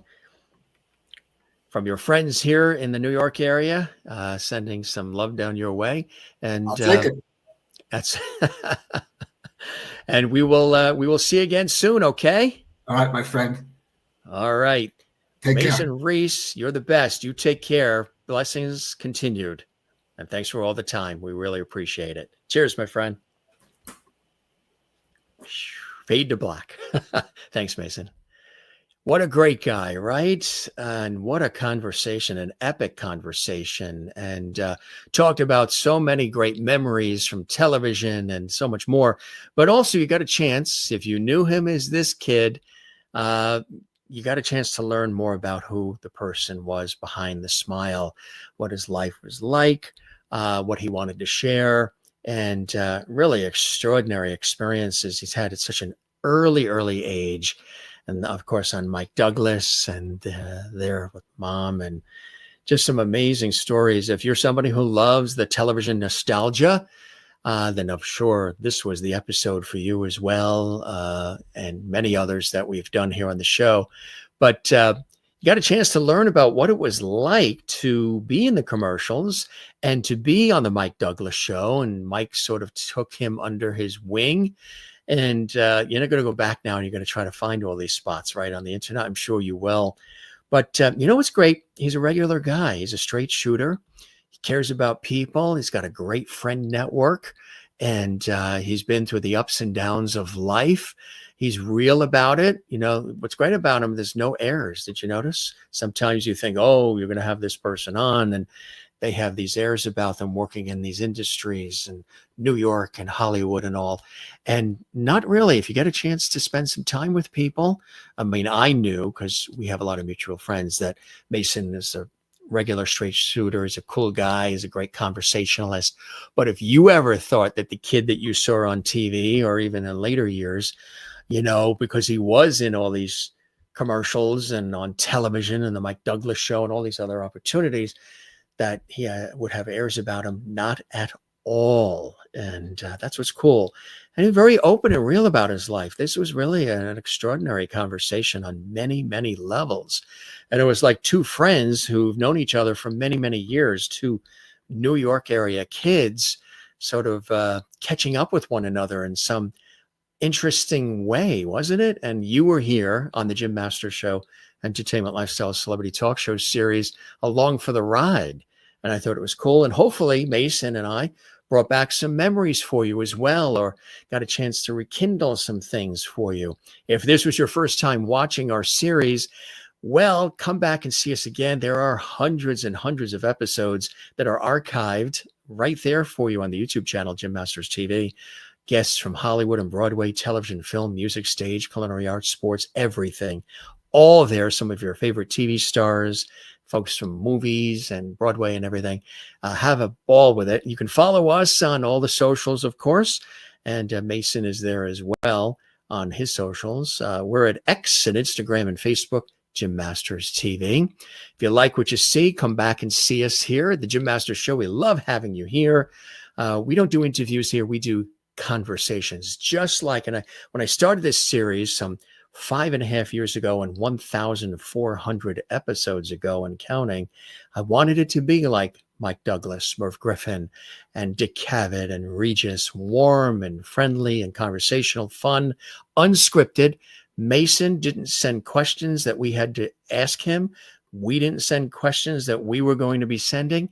It was free-flowing, freestyle conversation, and it was fantastic. A real treat to have him on the show. If you enjoyed the episode, give it a thumbs up, like, subscribe to our YouTube channel, Jim Masters TV. Drop a comment below right there if you have some memories you want to share. You want to say hello, some of the things you remember Mason in. We love hearing from you. So be sure and do that. And for all of us here, We always say love one another, take care of one another, and don't forget to do the very same for yourself. It's really important to do that, gang. As Mason said too, life is short, life is precious. Enjoy it as much as you can and share it with the world. It's important to do that. So we thank Mason for being here. Really is a great guy. And we thank you for being here as well. Jim Masters saying, take care, be well, and see us again right here on The Jim Masters Show. We love you all. Be well, and cheers.